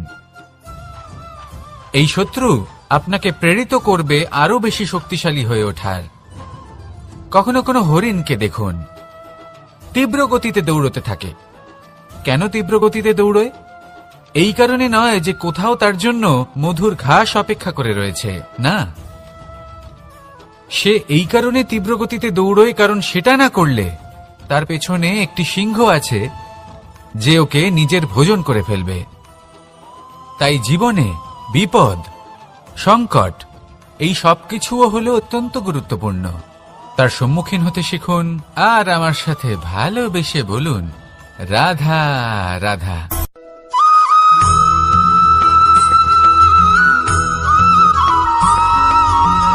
ভালো, শুধু ওনাদের কঠোর ব্যবহার দেখলে আমরা একটু ভয় পেয়ে যাই।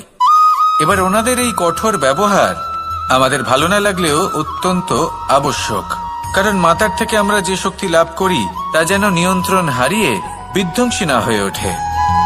আমরা যেন কোনো কুপথে না চলে যাই, আমরা কখনো যেন দোষ না করে ফেলি।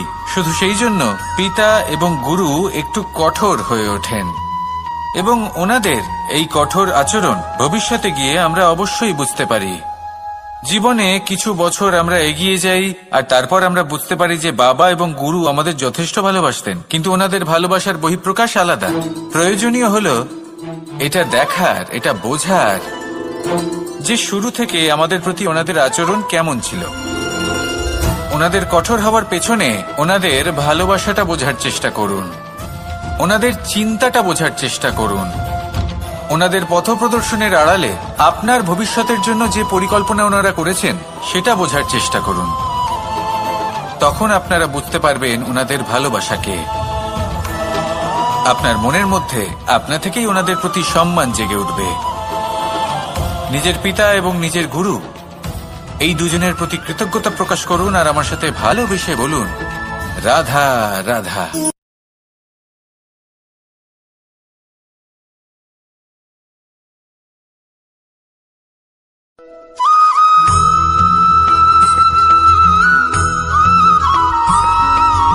কথায় আছে, প্রত্যেক পুত্র তার পিতার প্রতিচ্ছবি হয়, আর সমস্ত প্রতিচ্ছবি চায় যেন সে তার অস্তিত্ব প্রাপ্ত করতে পারে। পুত্র চায় সে যেন তার পিতার মতো হয়, বা কখনো কখনো তার থেকেও শ্রেষ্ঠ হয়। সেটা কোনো অনুচিত ব্যাপার নয়। অনুচিত তখন হয় যখন পুত্র নিজের পিতার মতো হবার স্বপ্ন পূরণ করতে গিয়ে বা তার থেকেও শ্রেষ্ঠ হওয়ার স্বপ্ন পূরণে অনুচিত পথের আশ্রয় নেয়। কারণ তারপরে সে তার পিতার গুণগুলি আত্মসাৎ করতে চায় না। সে শুধুই এটা চায় যে সংসারের চোখে যেন আমি শ্রেষ্ঠ প্রমাণিত হই। এটা অনুচিত। সংসারে এমন অনেক মানুষ আছেন যারা এই কারণে শ্রেষ্ঠ হওয়ার চেষ্টা করেন যাতে তার পরিবারের তার পিতার সম্মান বৃদ্ধি পায়। এমনও মানুষ থাকেন, আর এটাই হলো পার্থক্য উদ্দেশ্যের। মনে রাখবেন, যদি আপনার উদ্দেশ্য শুভ হয় তাহলে পথও শুভ হবে, যদি আপনার উদ্দেশ্য অশুভ হয় তাহলে পথও অশুভ হবে। তাহলে নিজের পিতার মতো হবার চেষ্টা অবশ্যই করুন, তার থেকেও শ্রেষ্ঠ হওয়ার চেষ্টা অবশ্যই করুন, কিন্তু মনে রাখবেন আপনার সংকল্প আর আপনার উদ্দেশ্য এই দুই শুভ হওয়া উচিত। তাহলে আসুন আর আমার সাথে ভালোবেসে বলুন, রাধা রাধা।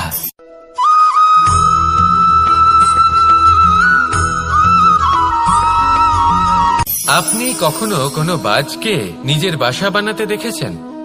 এই বাজ যখনই কোনো বাসা বানায় তখন উঁচু গাছের ডালে বা কোনো পর্বতের শিখরে বাসা বানায়, অনেক উচ্চতায়, আর সেখানে তার সন্তানও জন্মগ্রহণ করে। যখন এই সন্তানেরা জন্মায় তখন এই বাজ খুবই ভালোবেসে এবং খুব সাবধানে এদের পালন পোষণ করে। নিজের ঠোঁট দিয়ে তাদের ঠোঁটে খাবার পরিবেশন করে। কিন্তু যেই সেই সন্তানেরা হৃষ্টপুষ্ট হয়ে যায় এবং সেই কথা বাজ নিজে বুঝতে পেরে যায়, সেই বাজ নিজেই সেই বাসা ছিন্ন ভিন্ন করে দেয়। সেই সন্তান যাদের সবেমাত্র ডানা গজিয়েছে, কিভাবে উড়তে হয় তারা জানে না, সেই সন্তানগুলিকে উচ্চতা থেকে ঠেলে দেয়। সেই সন্তান প্রথমে ভয়ভীত হয়ে যায়। তারা সামনে মৃত্যুকে দেখতে পেয়ে ভয়ের কারণে তাদের ডানা ঝাপটাতে থাকে, আর সেই প্রক্রিয়াতেই সেই সন্তানগুলি উড়তে শুরু করে দেয়। এবার এই ঘটনায় আমরা কি শিক্ষা পেতে পারি? এটাই, যদি আপনি মাতা পিতা হন তাহলে নিজের সন্তানকে অবশ্যই স্নেহ করুন, কিন্তু তাদেরকে নিজের আঁচলের তলায় বেঁধে রাখবেন না। যদি আপনি চান আপনার সন্তান জীবনে উন্নতি করুক, তাহলে নিজের মুঠো থেকে তাদের স্বতন্ত্র করে দিন। এই সংসারে সংঘর্ষ করতে দিন। সেই সন্তান নিজেই বুঝতে পারবে যে জন্মের সময় পাওয়া ডানা কি করে ব্যবহার করতে হয়। আর আপনার চোখের সামনে আপনার সন্তান এই আকাশে উড়তে থাকবে। তাহলে আসুন আমার সাথে ভালোবেসে বলুন, রাধা রাধা।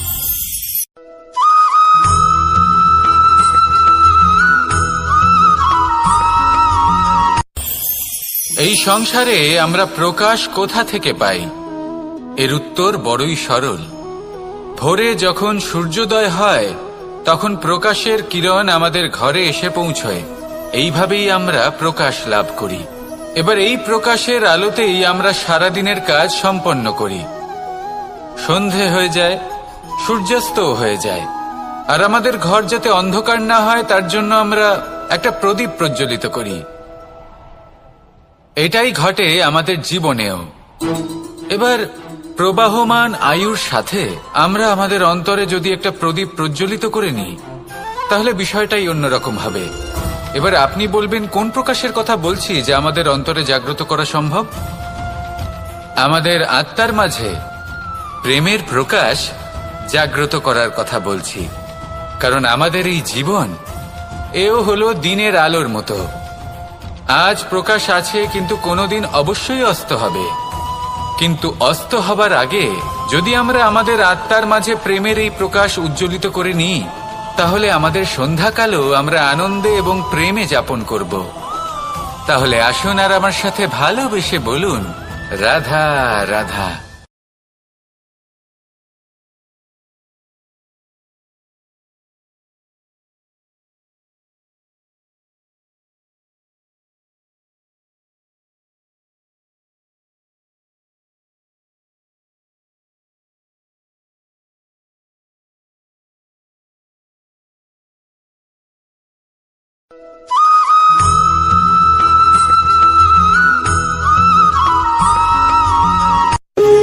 যখন মানুষের মৃত্যু হয় তখন কি হয়? অনেক সংখ্যক মানুষ শোক পালন করতে চলে আসেন। যে ব্যক্তি মৃত্যু লাভ করেছেন তার অনেক বস্তু থাকে যেগুলো তার প্রিয়, যেগুলো তিনি ব্যবহার করেছেন। তার শয্যা, তার বস্ত্র, তার আভূষণ সবকিছু তার থেকে বিচ্ছিন্ন করা হয় এবং খালি হাতে তাকে শ্মশানের উদ্দেশ্যে রওনা করা হয়। আমি আপনাকে এই প্রশ্ন করতে চাই, আপনি এই সংসারে কি অর্জন করেছেন? ধন সম্পত্তি, বস্ত্র, আভূষণ, এই সবকিছু যে আপনি অর্জন করেছেন আপনার মৃত্যুর পরে তা আপনার থেকে দূর হয়ে যাবে। এর উত্তর হলো একটাই, আপনার কর্ম। শুধু সেটাই আছে যা একান্ত আপনার, আর শুধু সেটাই এই সংসার থেকে চলে যাওয়ার পরেও সংসারেই জীবিত থাকবে। যদি আপনি দুষ্কর্ম করেন তাহলে এই সংসার আপনাকে একটি অনুচিত উদাহরণ হিসেবে মনে রাখবে যে এই ব্যক্তি খুব পাপী ছিল, অনুচিত কর্ম করতেন। যে পথে তিনি চলেছেন সেই পথে কারোর চলা উচিত নয়। সেখানেই যদি আপনি সৎকর্ম করেন তাহলে সংসার চিরকাল এটাই বলবে যে খুব ভালো মানুষ ছিলেন, সবাইকে ভালোবাসতেন, সবাইকে সাহায্য করতেন, আমার খুব প্রিয় মানুষ ছিলেন। এটাই হলো শ্রেষ্ঠ কর্ম। সেই জন্য জীবনে শুধুমাত্র ধন সম্পত্তি আভূষণ এই সব অর্জন করতে গিয়ে নিজের মনোনিবেশ করবেন না। শ্রেষ্ঠ কর্ম করুন। সংসার থেকে চলে যাওয়ার পরেও এই কর্মই এই সংসারে আপনাকে জীবিত রাখবে। আসুন আমার সাথে ভালোবেসে বলুন, রাধা রাধা।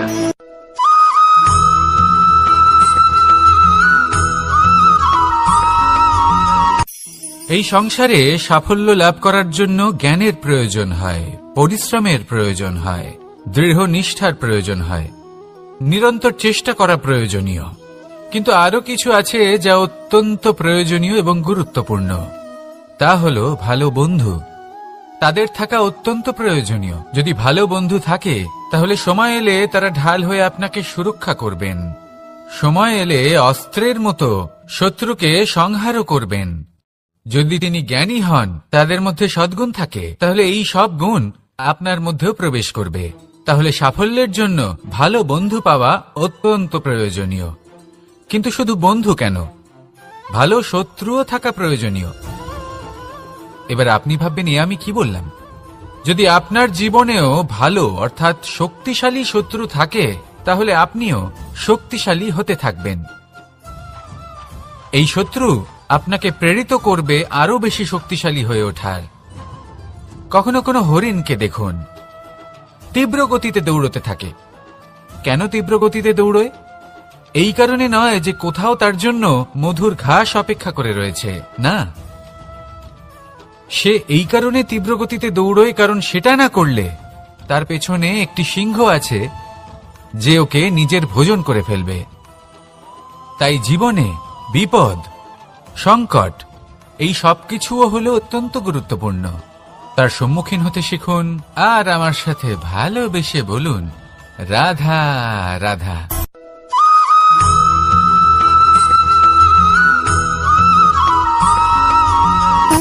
সুখ, দুঃখ এবং শক্তি, এই তিন হলো এই সংসারের ত্রিদেবের মতো। আমাদের জীবনে যা কিছু ঘটছে এই তিনটির ভিত্তির উপরেই হচ্ছে। আসলে এই সংসারের একটা নিয়ম আছে, যখনই আপনি কিছু লাভ করেন এই সংসার আপনার পরীক্ষা নেয়। এটা জানার জন্য আপনার পরীক্ষা নেয় যে আপনি যা কিছুই লাভ করেছেন আপনি কি আদৌ সেটার যোগ্য কিনা। ঠিক সেইভাবেই এই সুখ, দুঃখ এবং শক্তি আপনার পরীক্ষা নিয়ে থাকে। যখন সুখ আসে তখন সে আপনার পরীক্ষা নেয় যে আপনার মধ্যে অহংবোধ জাগ্রত হয়নি তো। যদি অহংবোধ চলে আসে তাহলে সুখ সেখানেই সঙ্গ ত্যাগ করে। দুঃখ আপনার ধৈর্যের পরীক্ষা নিতে থাকে, আর যদি আপনার মধ্যে ধৈর্য না থাকে তাহলে এটা আপনাকে আরো বেশি দুঃখের গভীর অন্ধকারে ঠেলে দেবে। সেখানে শক্তি পরীক্ষা নেয় আপনার বিনম্রতার। যদি আপনি বিনম্র না হন তাহলে হয় এই শক্তি আপনার সঙ্গ ত্যাগ করবে, নয় এই শক্তি বিনম্রতার অভাবে আপনার পতনের কারণ হতে পারে। এই সংসারে যে কোনো ব্যক্তি যিনি এই পরীক্ষায় উত্তীর্ণ হয়ে থাকেন এই জীবনে তিনি সাফল্য লাভ করেন। আসুন আমার সাথে ভালোবেসে বলুন, রাধা রাধা।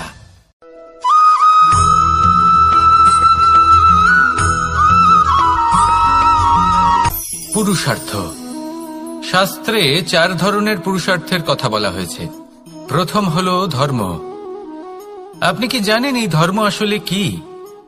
আপনার কি মনে হয় ধর্ম আসলে কি? কোনো বিশেষ ঈশ্বরকে মানাই কি ধর্ম বলা হয়? নাকি কোনো বিশেষ রীতি পালন করাই হলো ধর্ম? নাকি কোনো বিশেষ সাহিত্যকে সর্বশ্রেষ্ঠ মনে করাই হলো ধর্ম? না, ধর্ম হলো সেটা যাকে ধারণ করা যেতে পারে। আর ধারণ শুধু সেটাই করা যায় যা পবিত্র। পবিত্র শুধু তাকেই বলা হয় যা নিঃস্বার্থ, যার মধ্যে শাসন করার কোনো ইচ্ছে নেই, যা সরলভাবেই প্রবাহমান, জল এবং বায়ুর মতো।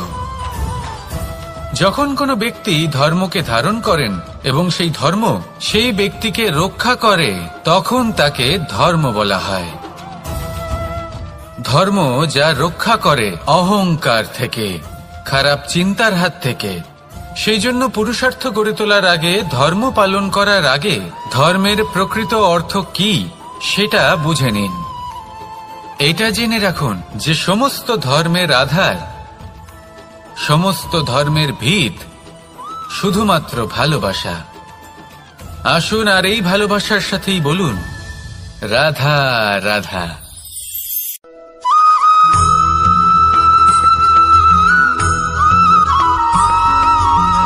এই সংসারে সবথেকে বেশি কোমল বস্তু হলো রেশম। এই রেশম এতটাই কোমল হয় যে এর পুরো একটা থান শুধুমাত্র একটা হাতে ধরা সম্ভব। কখনো ভেবে দেখেছেন এই রেশম কিভাবে হয়? একটি কীট তার লালার দ্বারা উৎপন্ন হয়। এই কীট সেই রেশমকে পাক দিতে থাকে, পাক দিতেই থাকে, দিতেই থাকে, আর আস্তে আস্তে তার মধ্যেই জড়িয়ে পড়ে। শেষে ওর এই সুন্দর অমূল্য সৃষ্টি রেশমের এই সুতো তার নির্মাণ কার্য পূর্ণ হয়, কিন্তু তাতেই ও নিজে বন্দী হয়ে যায়। নিজেরই মায়াজালের এই বন্দী গৃহে নিজেই ফেঁসে যায়। এবার এই সুতোকে ব্যবহারযোগ্য করে তোলার জন্য এই কীটগুলিকে এই কবচের সাথেই ফুটন্ত জলে ফেলে দেওয়া হয়। এই সংসারে যদি আমাদের স্বপ্ন এই সংসারের দুঃখ হরণ করার জন্য এই সংসারে সুখ বিতরণ করার জন্য হয়, তবেই আমাদের প্রগতি সম্ভব। যদি আমাদের এই স্বপ্ন শুধুই আমাদের এবং আমাদের স্বার্থ সিদ্ধির জন্য হয়, তাহলে এই স্বপ্ন আমাদের অন্ধ করে দেবে, আমাদের অন্ধকারের পথে নিয়ে যাবে, আর আমরাও সেই কীটের মতো হয়ে যাব।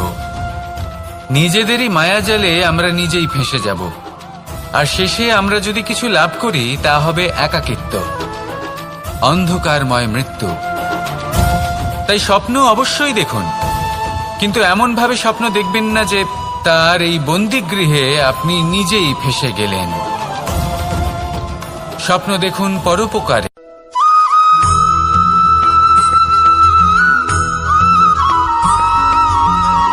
কেউ বলে জীবন খুব ক্ষণস্থায়ী, কেউ বলে জীবন হলো একটা সুন্দর স্বপ্নের মতো, আবার কেউ বলবে জীবন হলো এক কঠোর সত্য। কিন্তু জীবন আসলে কি? জীবন হলো আপনারই প্রতিবিম্ব, একটা দর্পণ।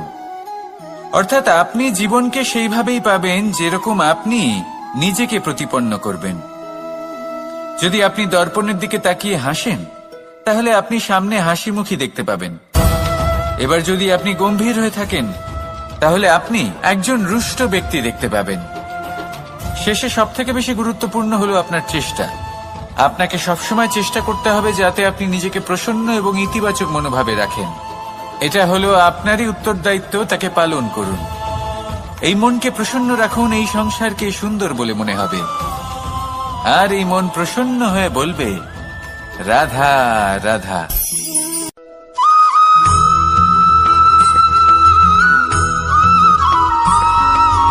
জীবনে যখন কোনো ব্যক্তি নিজের লক্ষ্য প্রাপ্তির জন্য নিরন্তর পরিশ্রম করতে থাকেন, চেষ্টা করতে থাকেন, তখন তিনি কষ্ট অনুভব করেন, কখনো শারীরিক কষ্ট, কখনো মানসিক কষ্ট। এবার উনি এটা ভাবতে থাকেন যে আমি কি উচিত করছি নাকি অনুচিত করছি। কারণ অন্যদিকে এমন একজন ব্যক্তিও আছেন যিনি একদমই পরিশ্রম চেষ্টা করছেন না। তিনি মদিরা পান করেন, বিলাসিতায় জীবন কাটান, অলস প্রকৃতির হয়ে ওঠেন, নিদ্রাতে বিলীন হয়ে থাকেন, আর ভাবেন যে তিনি সুখ লাভ করছেন। কিন্তু এরকম কেন হয়?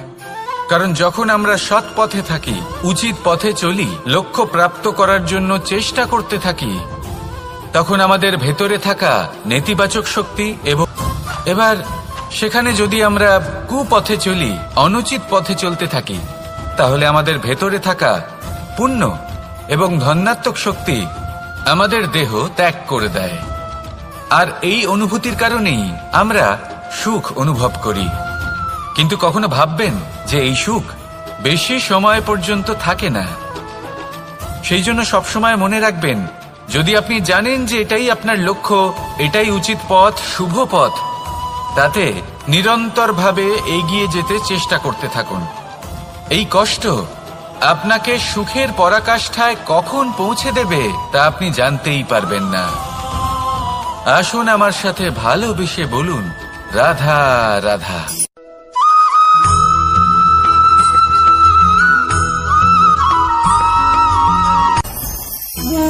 ভোজন। এবার ভোজন সংগ্রহ করার জন্য মানুষ কি না করেন, সবসময় চেষ্টা করতে থাকেন। ফসল উৎপাদনের জন্য অনেক পরিশ্রম করতে থাকেন, কিন্তু অনেক সময় অনেক পরিশ্রম করার পরেও ফসল ভালো উৎপাদন হয় না। এর কারণ কি? কারণ হলো এটাই যে আপনি পরিশ্রম হয়তো অনেক করেছেন, কিন্তু আপনার নজর তো সেই বীজের দিকে ছিলই না যা আপনি রোপণ করেছেন। সেই জন্য সবসময় কোনো বীজ রোপণ করার আগে তাকে পরখ করে দেখুন, তা অত্যন্ত আবশ্যক। আর সেইভাবেই যখনই কোনো কর্মের প্রশ্ন আসে, তাহলে সেখানে শুধুমাত্র পরিশ্রম যথেষ্ট নয়। সেই কাজের প্রতি আপনার কর্তব্য কি, আপনার উদ্দেশ্য কি, সেটা জানা হলো অত্যন্ত গুরুত্বপূর্ণ। তাই কর্ম করুন, কিন্তু সেই কর্মের প্রতি আপনার যা উদ্দেশ্য তার মাহাত্ম্য বুঝতে চেষ্টা করুন। তাহলে আসুন আমার সাথে ভালোবেসে বলুন রাধা রাধা।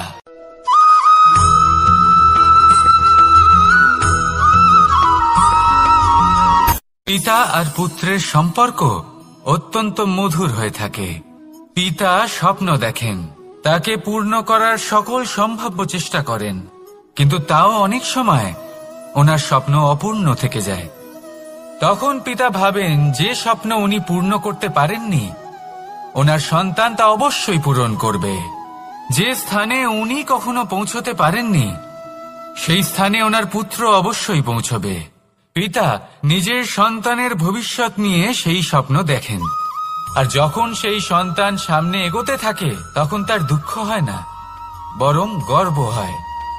ওনার ভালো লাগে এটা দেখে যে ওনার সন্তান অনেক উন্নতি করছে। কিন্তু যখন সন্তান নিজের অভিভাবকের শক্তি দেখে, তার যশ দেখে হিংসা করতে থাকে, সমস্যা সেইখানেই শুরু হয়। সেই জন্য সকল সন্তানকে এটা মনে রাখতে হবে, দেখুন, পুত্র হবার সুবাদে, এক সন্তান হবার সুবাদে এটা হলো আপনার অধিকার যে আপনি আপনার পিতার থেকে বেশি উন্নতি করবেন। আপনার পিতাও এটাই চান, কিন্তু সুস্থভাবে এটা করুন। একটা রেখা টেনে নিন যাতে আপনি তাতে এগোতে পারেন আর আপনার পিতার তাতে গর্ববোধ হয়, আর সেই বিষয়ে দুঃখ না হয় যে আমার সন্তান আমাকেই ছোট করার চেষ্টা করছে। ইতিহাস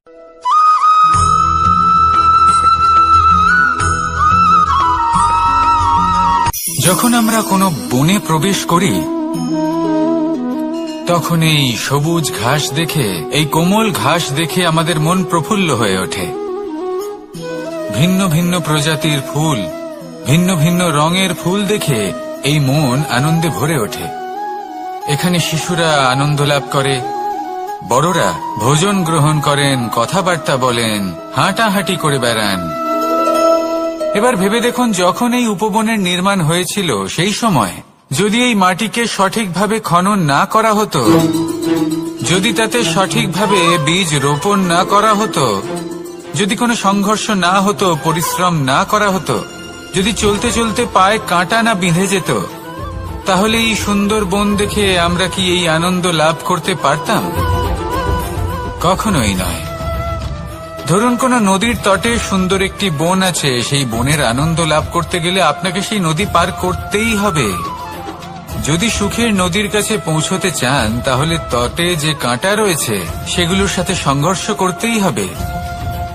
এই সংসারে যদি আপনি সুখ লাভ করতে চান, তাহলে সুখ লাভের এই যাত্রা শুরু করতে হবে সংঘর্ষ দ্বারা। তাহলে সংঘর্ষকে স্বাগত জানান, এর পেছনেই সুখ রয়েছে যা আপনার জন্য অপেক্ষা করছে। এবার হাসুন আর আমার সাথে ভালোবেসে বলুন, রাধা।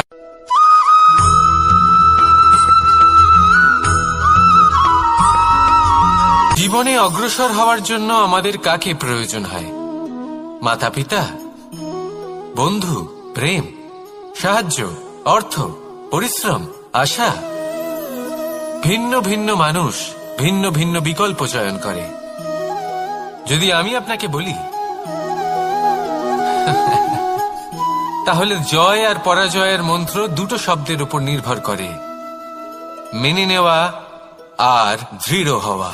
যদি মেনে নেন তাহলে হেরে যাবেন, যদি দৃঢ় হন তাহলে নিশ্চিত রূপে জয়ী হবেন।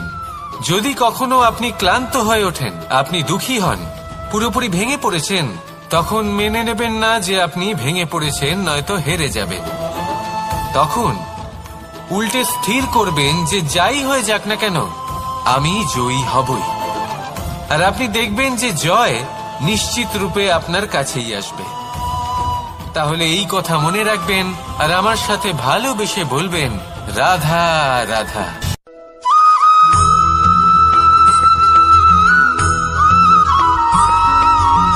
এই সংসারে সব থেকে বড় ব্যক্তি কে? আপনি বলবেন, এই কেমন ধরনের প্রশ্ন? কিন্তু এটা হলো সব থেকে উচিত প্রশ্ন। কেউ এর উত্তর দেবে যে সেই মহাপ্রতাপী রাজা, তিনি হলেন সব থেকে বড় ব্যক্তি, সেই বড় রাজনীতিবিদ, তিনিই সব থেকে বড় ব্যক্তি। আমি আপনাকে জানাই যে সংসারের সব থেকে বড় ব্যক্তি হলেন তিনি, যার সাথে দেখা করলে আপনি নিজেকে ছোট মনে করবেন না। কোন ব্যক্তি যিনি সব থেকে বেশি শক্তিশালী, আপনি যদি তার সামনে যান, তাহলে উনি আপনার অন্তরের শক্তিকে বাইরে বের করে আনবে, আপনার অন্তরের লুকিয়ে থাকা শক্তিকে জাগ্রত করতে প্রেরণা প্রদান করবে। তিনি হলেন বড় ব্যক্তি, তিনি হলেন মহান ব্যক্তি। তিনি নন যিনি নিজের বল এবং ঐশ্বর্য দ্বারা আপনাকে তার সামনে ছোট প্রমাণ করবেন। এবং সেই জন্য মহাদেব আমার আরাধ্য হলেন আমার খুব প্রিয়। কারণ রাজা হোক বা ফকির, কেউ যদি ওনার সামনে যান তাহলে সে নিজেকে ছোট মনে করেন না। আপনিও যদি জীবনে অনেক বড় হতে চান তাহলে কাউকে কখনো নিজেকে ছোট মনে করতে দেবেন না। তার অন্তরে বড় হয়ে ওঠার প্রেরণা প্রদান করুন। আসুন আমার সাথে ভালোবেসে বলুন, রাধা রাধা।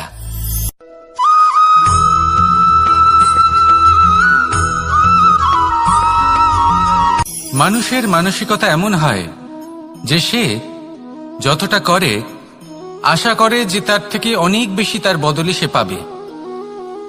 দেখুন, সবকিছুই আপনার ভাবনা চিন্তার উপর নির্ভর করছে। আপনি যদি ফলের বিষয়ে ভেবে কর্ম করতে থাকেন তাহলে সেটা অনুচিত।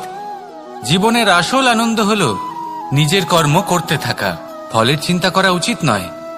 যদি আপনি এরকম ভাবেন যে আমি এতটা করছি, আমার এতটা পাওয়া উচিত, সেই ভাবনা অনুচিত। যদি আপনি সেবার মানসিকতা নিয়ে কর্ম করতে থাকেন, কর্মচক্রে প্রবাহিত হন, যদি আপনি এমন ভাবনা রাখেন যে আমি এতটা পাচ্ছি তাই এর থেকে অনেক বেশি আমি কর্ম করব, তাহলে নিশ্চিত রূপে আপনি যতটা করছেন তার থেকে অনেক বেশি আপনি পাবেন। আপনার আশার থেকে অনেক বেশি আপনি পাবেন। শুধু জীবনে অনেক বেশি কাজ করতে থাকুন, ফলের চিন্তা করবেন না। আর মনে রাখবেন, এই ভাবনাই সব থেকে বড় বীজ। কর্মের উপর বিশ্বাস রাখুন। জীবনে যা যা আপনি চান সবই সুখময় হবে। আসুন আর আমার সাথে ভালোবেসে বলুন, রাধা রাধা।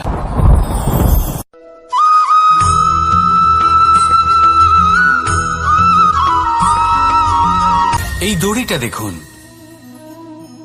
ছোট ছোট রেশম দ্বারা তৈরি। এটা সরু সুতো দ্বারা তৈরি হয়েছে এটা, আর এ অত্যন্ত কোমলও বটে। আর আপনি চাইলে এটা সোজাও করে দিতে পারেন, আর চাইলে এটা বেঁকিয়েও দিতে পারেন। আর যদি চান তাহলে এটা গোল গোল করে বেঁধে কোথাও রেখেও দিতে পারেন। এবার এই কোমল দড়ি যদি কোনো নিষ্ঠুর কঠিন পাথরে বারংবার জড়িয়ে দেওয়া হয় তাহলেও তাকেও কাটতে পারে, নিজের ছাপ ছেড়ে যেতে পারে, সেটার আকারও বদলে ফেলতে পারে। এবার এর কারণ কি? এর কারণ হলো অভ্যাস আর নিরন্তর প্রচেষ্টা। যদি আপনিও চেষ্টা করেন আর নিরন্তর কর্ম করে যান, তাহলে আপনার প্রারব্ধ পাথরের মতো কঠিনই হোক না কেন, তাতে ভাঙন ধরিয়েও আপনি নিজের লক্ষ্যে অবশ্যই পৌঁছতে পারবেন। একটা গুরুত্বপূর্ণ কথা মনে রাখবেন, সুকর্মের অভ্যাস আর নিরন্তর প্রয়াস, এই হলো সাফল্যের মন্ত্র। তাহলে জীবনে এই মন্ত্র আনুন আর আমার সাথে ভালোবেসে বলুন, রাধা রাধা।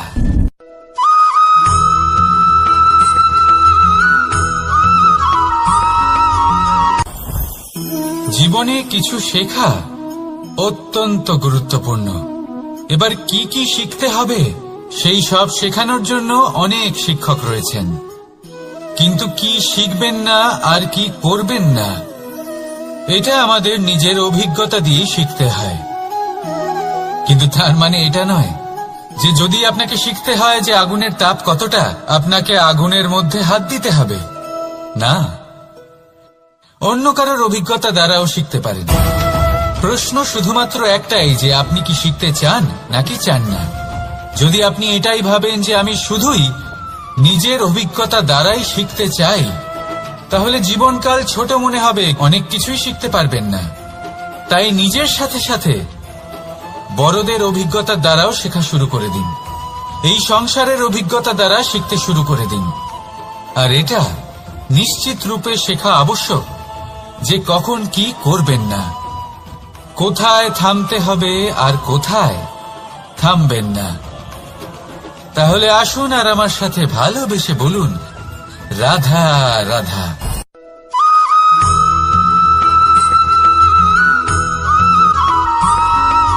মানুষের একটি সমস্যা আছে, যে মানুষ সাফল্যকে মাপতে থাকেন, লক্ষ্যপ্রাপ্তিকে মাপতে থাকেন এবং তার তুলনা করতে থাকেন যে ও এত কিছু পেল আর আমি পেলাম না, ওর কাছে এত কিছু আছে কিন্তু আমার কাছে নেই। এই তুলনা করার জন্য ওনারা দুঃখী হয়ে পড়েন, নিরাশ হয়ে পড়েন। তাই আমি একটা প্রশ্ন করছি যে এটা কি উচিত? এই সংসারে আপনি কি নিয়ে তুলনা করবেন, যেখানে সূর্যদেব চন্দ্রমা দুজনেই আছেন, দুজনেই হলেন বিশেষ, দুজনেই নিজ নিজ সময়ে উদিত হন। এদের মধ্যে একজন না থাকলে তাহলে আমাদের জীবন কঠিন হয়ে পড়বে। ঠিক সেইভাবেই আপনি যদি একটা বড় রেখা অঙ্কন করেন তাহলে অন্য রেখাটি ছোট হয়ে পড়ে না, সে তেমনই থাকে যেমনটা সে ছিল। আপনার অস্তিত্ব কখনো ছোট বা বড় হতে পারে না। শুধু তুলনা করার জন্য আপনার এটা মনে হতে পারে। যদি আপনি যুদ্ধ করতে চান আপনার তলোয়ারের প্রয়োজন পড়বে। যদি বস্ত্র তৈরি করতে চান এত বড় তলোয়ার দিয়ে কিছুই হবে না, তখন প্রয়োজন পড়বে একটা ছোট্ট সূচের। তাই তুলনা করবেন না, না নিজেকে ছোট মনে করবেন না অন্য কাউকে। সবার সাথে সহযোগিতা করুন, আর যদি তুলনা করতেই হয় নিজের সাথে করুন, যে কাল আমি কেমন ব্যক্তি ছিলাম, আজ কি তার থেকে শ্রেষ্ঠ হয়ে উঠতে পেরেছি। ভেবে দেখুন ভবিষ্যতে গিয়ে আপনি কতটা শ্রেষ্ঠ ব্যক্তি হতে পারেন। আসুন আমার সাথে ভালোবেসে বলুন রাধা রাধা।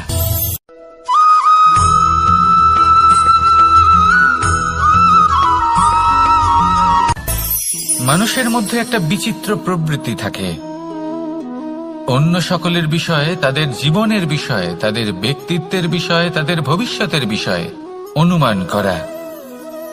এটা হলো অনুচিত। কারোর অতীতকালকে দেখে লোকে ভবিষ্যৎ বলে দিতে পারেন, বর্তমানকে দেখে ভবিষ্যতের বিষয়ে অনুমান করে ফেলেন। উদাহরণ দিতে হলে বলবো, কোনো দাসকে দেখুন, ওকে দেখে লোকে বলে যে ওর ভবিষ্যৎ সেটাই হতে পারে, অনুমান করে ফেলেন। আর এই রাজাকে দেখুন, উনি তো কত সুখী হবেন, উনি তো জগতের সব থেকে অধিক সুখী মানুষ, কত সুখ সুবিধা আছে ওনার কাছে, ধারণা করে ফেলেন। তবে সত্য তো এটাই যে কারোর ব্যক্তিত্বের বিষয়ে, তাদের ভবিষ্যতের বিষয়ে আপনি পূর্ণ সত্য কখনোই বলতে পারবেন না, শুধু অনুমান করতে পারবেন। আর এই অনুমান করে সত্যি কোনো লাভ হয় না, কারণ এই কাল সেটা হলো অত্যন্ত শক্তিশালী। কালো থেকে কালোতর কয়লাকেও হিরেতে পরিণত করতে পারে, অনেক বড় বড় রাজাকেও বিদূষক বানিয়ে ফেলতে পারে এক মুহূর্তেই। তাহলে আপনি অনুমান করে কি লাভ? কি পেলেন অনুমান করে? সেই জন্য কারোর বিষয়ে কোনো অনুমান করবেন না, তার ভবিষ্যতের বিষয়ে অনুমান করতে যাবেন না, কারোর বিষয়ে কোনো ধারণা করে নেবেন না। কিছু করতে হলে ভালোবাসুন, সবার মধ্যে ভালোবাসা ছড়ান, সবার মধ্যে ধন্যাত্মক ভাব ছড়ান। এই মন প্রসন্ন হয়ে বলবে রাধা রাধা।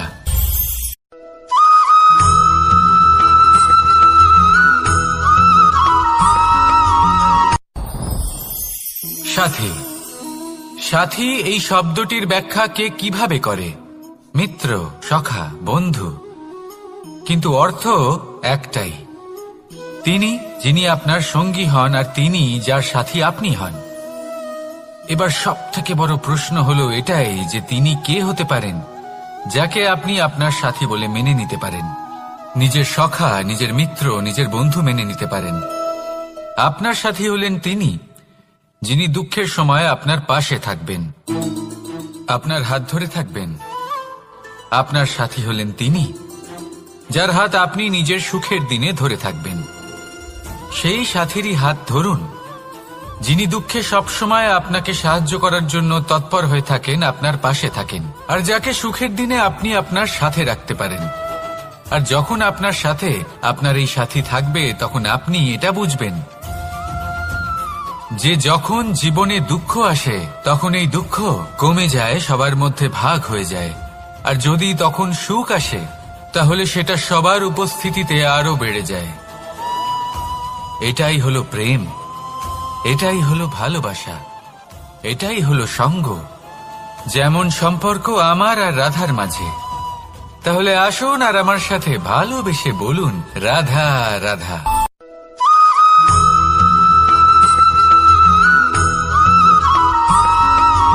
আমাদের শরীর প্রকৃতির সর্বশ্রেষ্ঠ রচনা। যে অঙ্গ প্রত্যঙ্গ আমরা লাভ করেছি প্রত্যেকটির মধ্যে একটি নিজস্ব বার্তা রয়েছে।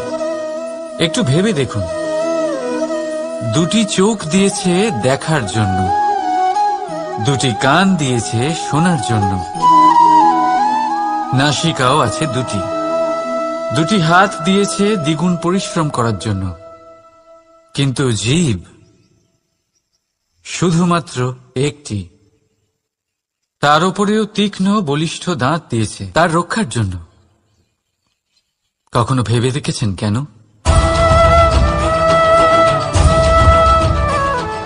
কারণ শব্দ আর শব্দের প্রয়োগ মানুষের সবচেয়ে বড় অস্ত্র, যার প্রয়োগ যত ভেবে চিন্তে করা যায় মানুষ তার জীবনে ততটাই উপরে উঠতে পারে। তাহলে মনে রাখুন, দেখুন, শুনুন আর বুঝুন বেশি, বলুন কম। রাধা রাধা।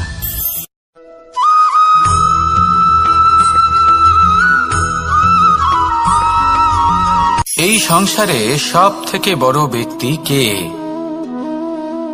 আপনি বলবেন, এ কেমন ধরনের প্রশ্ন? কিন্তু এটা হলো সব থেকে উচিত প্রশ্ন।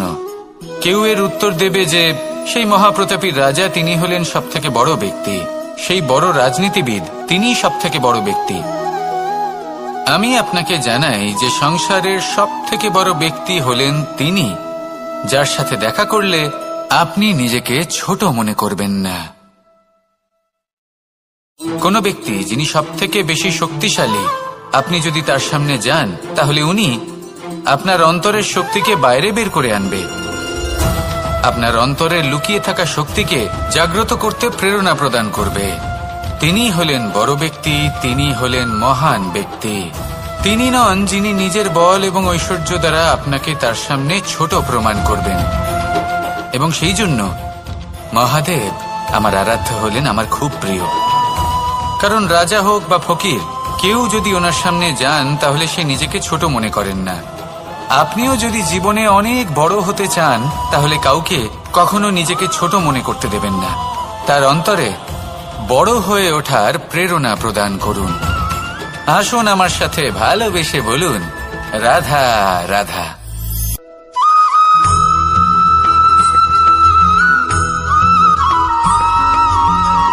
পুরুষার্থ। শাস্ত্রে 4 ধরনের পুরুষার্থের কথা বলা হয়েছে। প্রথম হলো ধর্ম। আপনি কি জানেন এই ধর্ম আসলে কি? আপনার কি মনে হয় ধর্ম আসলে কি? কোনো বিশেষ ঈশ্বরকে মানাই কি ধর্ম বলা হয়? নাকি কোনো বিশেষ রীতি পালন করাই হলো ধর্ম? নাকি কোনো বিশেষ সাহিত্যকে সর্বশ্রেষ্ঠ মনে করাই হলো ধর্ম? না, ধর্ম হলো সেটা যাকে ধারণ করা যেতে পারে। আর ধারণ শুধু সেটাই করা যায় যা পবিত্র। পবিত্র শুধু তাকেই বলা হয় যা নিঃস্বার্থ, যার মধ্যে শাসন করার কোনো ইচ্ছে নেই, যা সরলভাবেই প্রবাহমান, জল এবং বায়ুর মতো। যখন কোনো ব্যক্তি ধর্মকে ধারণ করেন এবং সেই ধর্ম সেই ব্যক্তিকে রক্ষা করে, তখন তাকে ধর্ম বলা হয়। ধর্ম যা রক্ষা করে অহংকার থেকে, খারাপ চিন্তার হাত থেকে। সেই জন্য পুরুষার্থ গড়ে তোলার আগে, ধর্ম পালন করার আগে ধর্মের প্রকৃত অর্থ কি সেটা বুঝে নিন।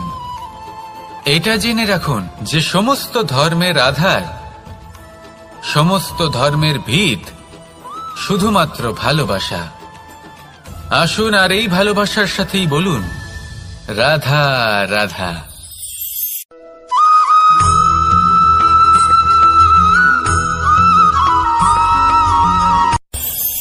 এই সংসারে আমরা প্রকাশ কোথা থেকে পাই? এর উত্তর বড়ই সরল। ভোরে যখন সূর্যোদয় হয় তখন প্রকাশের কিরণ আমাদের ঘরে এসে পৌঁছয়। এইভাবেই আমরা প্রকাশ লাভ করি। এবার এই প্রকাশের আলোতেই আমরা সারাদিনের কাজ সম্পন্ন করি। সন্ধে হয়ে যায়, সূর্যাস্ত হয়ে যায়, আর আমাদের ঘর যাতে অন্ধকার না হয় তার জন্য আমরা একটা প্রদীপ প্রজ্বলিত করি। এটাই ঘটে আমাদের জীবনেও। এবার প্রবাহমান আয়ুর সাথে আমরা আমাদের অন্তরে যদি একটা প্রদীপ প্রজ্বলিত করে নিই, তাহলে বিষয়টাই অন্যরকম হবে। এবার আপনি বলবেন কোন প্রকাশের কথা বলছি যা আমাদের অন্তরে জাগ্রত করা সম্ভব? আমাদের আত্মার মাঝে প্রেমের প্রকাশ জাগ্রত করার কথা বলছি। কারণ আমাদের এই জীবন এও হলো দিনের আলোর মতো। আজ প্রকাশ আছে, কিন্তু কোনোদিন অবশ্যই অস্ত হবে। কিন্তু অস্ত হবার আগে যদি আমরা আমাদের আত্মার মাঝে প্রেমের এই প্রকাশ উজ্জ্বলিত করে নিই, তাহলে আমাদের সন্ধ্যাকালও আমরা আনন্দে এবং প্রেমে যাপন করব। তাহলে আসুন আর আমার সাথে ভালোবেসে বলুন, রাধা রাধা।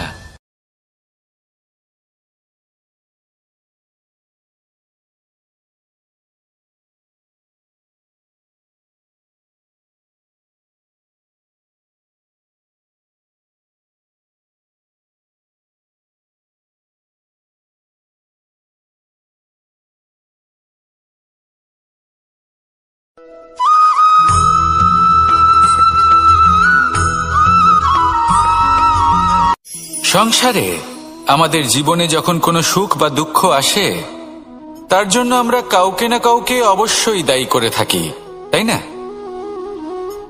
এই ব্যক্তি আমাদের সাথে এরকম কাজ করেছেন, তাই আমার সাথে এমন হলো। ওই ব্যক্তি যদি এমনটা না করতেন, তাহলে আজ আমি ওই স্থানে পৌঁছতে পারতাম। সবই আপনার দৃষ্টিভঙ্গির ওপর নির্ভরশীল। আর যদি আপনার দৃষ্টিভঙ্গি এমন হয়, তাহলে তা অনুচিত। সত্যি কথা বলতে এই সংসারে ভিন্ন ভিন্ন ধরনের মানুষ আছে। এটা আপনার ওপর নির্ভর করছে কিভাবে তাদের স্বাগত জানাবেন। একবার ভাবুন, আমি আমার দুটো হাত সামনে নিয়ে এলাম, দুটো মুঠো খুলে দিলাম। দুই প্রকারের মানুষ আসবেন, কিছু না কিছু দিয়ে যাবেন। এই মুঠো যদি আমি বন্ধ করে দিই, তাহলে না কেউ আমাকে কিছু দিতে পারবে, না আমার কিছু যাবে আসবে।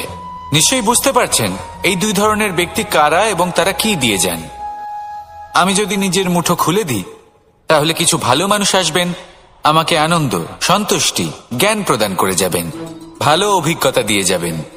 কোনো খারাপ ব্যক্তি যদি আসেন, তাহলে তিনিও খারাপ অভিজ্ঞতা দেবেন, যার থেকে আমি শিক্ষা লাভ করব। এই সব কিছু আমি লাভ করতে পারি। মুঠো যদি বন্ধ করে রাখি, তাহলে আমি কিছুই পাবো না। দেখুন, এই সংসারে প্রত্যেকের জীবনে এইরকম। প্রত্যেকের জীবনে সবকিছুই আছে, ভালো খারাপ দুই মানুষই আছে। ভালো অভিজ্ঞতা আছে, খারাপ অভিজ্ঞতা আছে। নির্ভর করছে আপনার উপর যে আপনি কি করবেন, এনাদের স্বাগত কিভাবে জানাবেন, কার থেকে কি বুঝবেন, কি শিখতে পারবেন, আর কোন দৃষ্টিভঙ্গি নিয়ে অগ্রসর হবেন। এটাই নির্ধারণ করবে যে আপনার জীবন কেমন হবে। আসুন আমার সাথে ভালোবেসে বলুন, রাধা রাধা।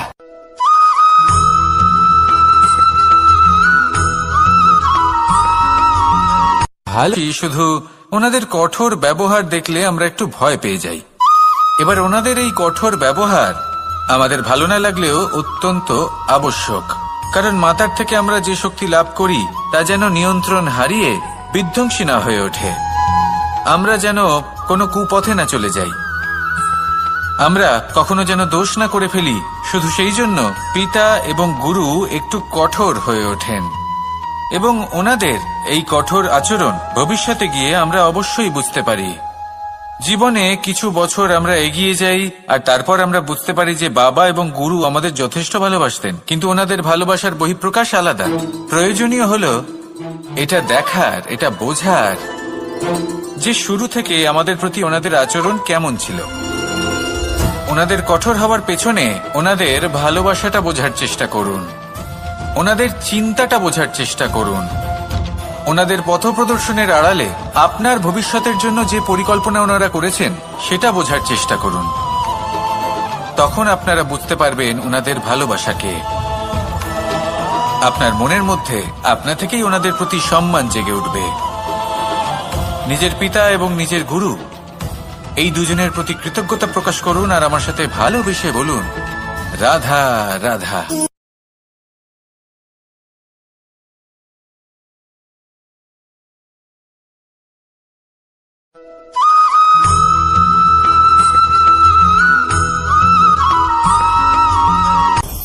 আপনি কখনো পর্বতের শিখরে উঠেছেন?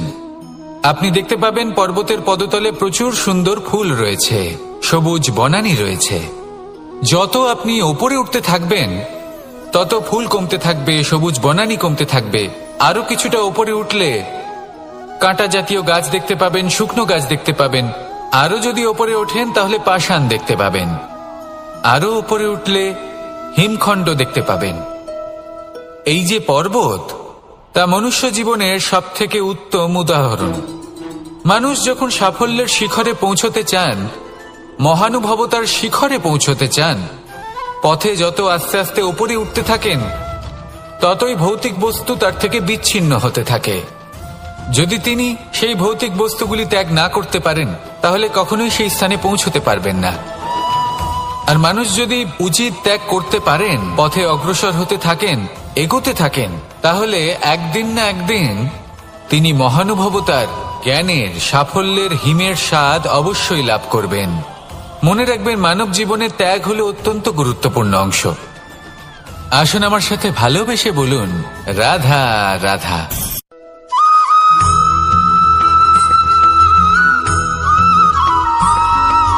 মানুষের একটি সমস্যা আছে যে মানুষ সাফল্যকে মাপতে থাকেন, লক্ষ্যপ্রাপ্তিকে মাপতে থাকেন এবং তার তুলনা করতে থাকেন যে ও এত কিছু পেল আর আমি পেলাম না, ওর কাছে এত কিছু আছে কিন্তু আমার কাছে নেই। এই তুলনা করার জন্য ওনারা দুঃখী হয়ে পড়েন, নিরাশ হয়ে পড়েন। তাই আমি একটা প্রশ্ন করছি যে এটা কি উচিত? এই সংসারে আপনি কি নিয়ে তুলনা করবেন, যেখানে সূর্যদেব, চন্দ্রমা দুজনেই আছেন, দুজনেই হলেন বিশেষ, দুজনেই নিজ নিজ সময়ে উদিত হন। এদের মধ্যে একজন না থাকলে তাহলে আমাদের জীবন কঠিন হয়ে পড়বে। ঠিক সেইভাবেই আপনি যদি একটা বড় রেখা অঙ্কন করেন তাহলে অন্য রেখাটি ছোট হয়ে পড়ে না, সে তেমনই থাকে যেমনটা সে ছিল। আপনার অস্তিত্ব কখনো ছোট বা বড় হতে পারে না। শুধু তুলনা করার জন্য আপনার এটা মনে হতে পারে। যদি আপনি যুদ্ধ করতে চান, আপনার তলোয়ারের প্রয়োজন পড়বে।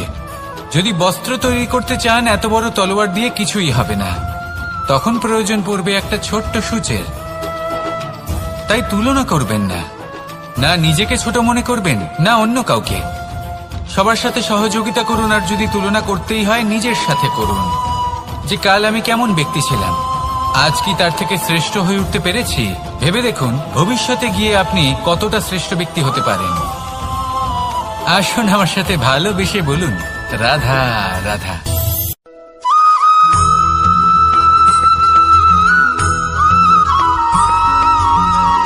জীবন কিসের উপর নির্ভরশীল? ধনের উপর, বৈভবের অনুভব যদি আপনি করতে চান তাহলে তা পাবেন শুধু একতার দ্বারা, সংগঠনের দ্বারা। যদি আপনাকে উদাহরণ দিই, নিজের এই হাতটাকে দেখুন, 5টা আঙুল রয়েছে। কোনো একটা বস্তুকে নিজের একটা আঙুল দ্বারা তুলে ধরার চেষ্টা করে দেখুন, বড়ই কষ্ট হবে। তখন আপনি বুঝতে পারবেন যখন এই 5টি আঙুল একত্রিত হয় তখন কোনো কাজ কতটা সহজ হতে পারে। এটাই হলো শক্তি, একতার। সব থেকে ভালো উদাহরণ যদি আপনাকে দিই তাহলে বাঁশি। এই বাঁশি থেকে অত্যন্ত মধুর সুর নির্গত হয় যা সবার মন প্রসন্ন করে দেয়। এই কথা সত্যি, কিন্তু এই বাঁশি আমি একটা বা দুটো আঙুল দিয়ে বাজাতে পারবো না। আমাকে প্রত্যেকটা আঙুল ব্যবহার করতেই হবে, তবেই এর থেকে মধুর সুর নির্গত হবে যা সকলকে প্রসন্ন করবে, ঠিক কিনা? ঠিক এইভাবেই যদি আপনি চান যে আপনার জীবনরূপী বাঁশি থেকেও মধুর সুর নির্গত হোক বা সবার মনকে প্রসন্ন করে তুলুক, তাহলে আপনাকেও জীবনে একতা নিয়ে আসতেই হবে। আপনি একাও কর্ম করতে পারেন, পথ চলতেও পারেন, সামনেও এগোতে পারেন, সাফল্যও লাভ করতে পারেন। কিন্তু যখন সকলে একসাথে এগোবেন, সেই পথে চলবেন, সেই কর্মই করবেন, তখন লক্ষ্যে অবশ্যই পৌঁছবেন, সাফল্য অবশ্যই লাভ করবেন। কিন্তু সেই সাফল্য এবং তার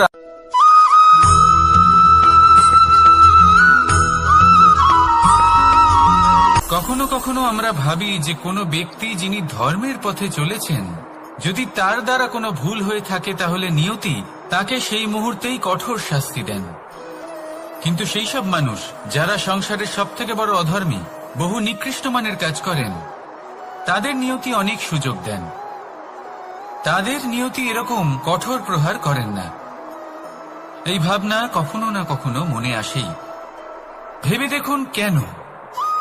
আসলে জীবনকে বেশিরভাগ মানুষ একভাবেই দেখে থাকেন, বিভিন্ন স্তরে একে দেখা উচিত। এবার আপনি বলুন, এই সংসারে কোনো অধর্মী কখনো প্রেরণার উৎস হতে পারেন? কখনোই নয়। যে মানুষ নিজের আত্মাকে মলিন করে ফেলেছেন, তিনি এই সংসারকে কিভাবে প্রেরণা যোগাবেন? উনি নিজেই বুঝতে পারেন না কোনটা করা উচিত, ধর্ম কোনটা। তাই নিয়তি তাকে একটা সুযোগ দেন, এটা বোঝার সুযোগ দেন যে কোনটা উচিত, কোনটা ধর্ম। সুযোগ দেন নিজের বিবেক জাগিয়ে তোলার, তাকে সুযোগ দেন নিজের অন্তরাত্মার ডাক শোনার। যখন তাতেও কাজ হয় না, তখন নিয়তির কাছে একটাই পথ বাকি থাকে, আর তা হল মহাবিনাশ। মহাবিনাশ হয়তো দেরিতেই আসতে পারে, কিন্তু তা অবশ্যই আসবে। আর যখন মহাবিনাশ আসে, তখন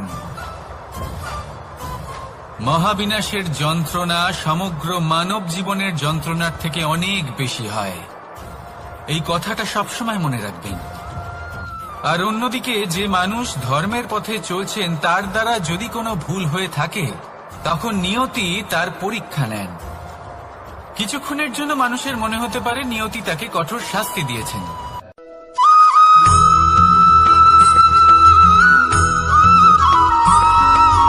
প্রত্যেক মানুষ নিজের জীবনে হীরক তথা হীরে এবং দর্পণ এই দুই দেখেছেন। এই দুই হলো সাদা, এবং এরা দুজনেই আলোর প্রতিফলন ঘটায় এবং এরা দুজনেই উজ্জ্বল হয়ে ওঠে। আপনি হয়তো মনে মনে ভাবছেন যে এটা কি ধরনের তুলনা করছি। একটা হীরে তো রত্ন, তার মূল্য দর্পণের থেকে অনেক গুণ বেশি। কিন্তু হীরে থাকাতে দর্পণের মূল্য কিন্তু কোনো অংশে কমে যায় না, তাই না? মানুষ যখন হীরে নিজের হাতে নেয়, তখন সবার আগে কি খোঁজে? দর্পণ, যাতে তার মধ্যে দিয়ে দেখে সে বুঝতে পারে যে সেই হীরে আদৌ তার শোভাবর্ধন করছে কিনা, তাকে ভালো দেখাচ্ছে কিনা, প্রসাধনের জন্য সেটা ব্যবহার করা ঠিক হবে কিনা। অর্থাৎ হীরের উপস্থিতিতে দর্পণের গুরুত্ব কম হলো না, দর্পণের কারণে হীরের মূল্য বোঝা গেল। আমাদের জীবনেও ঠিক এরকমই ঘটে। আপনারা যদি সংসারে নিজের আশেপাশে দেখেন, এমন অনেক মানুষ দেখতে পাবেন যারা নিজেদের ক্ষেত্রে মহান স্থানে পৌঁছেছেন, নিপুণ এবং শ্রেষ্ঠ হয়েছেন। না, যদি আপনি দর্পণ হয়ে থাকেন, তাহলে নিজেকে ছোট মনে করবেন না। আসুন আর আমার সাথে ভালোবেসে বলুন, রাধা রাধা।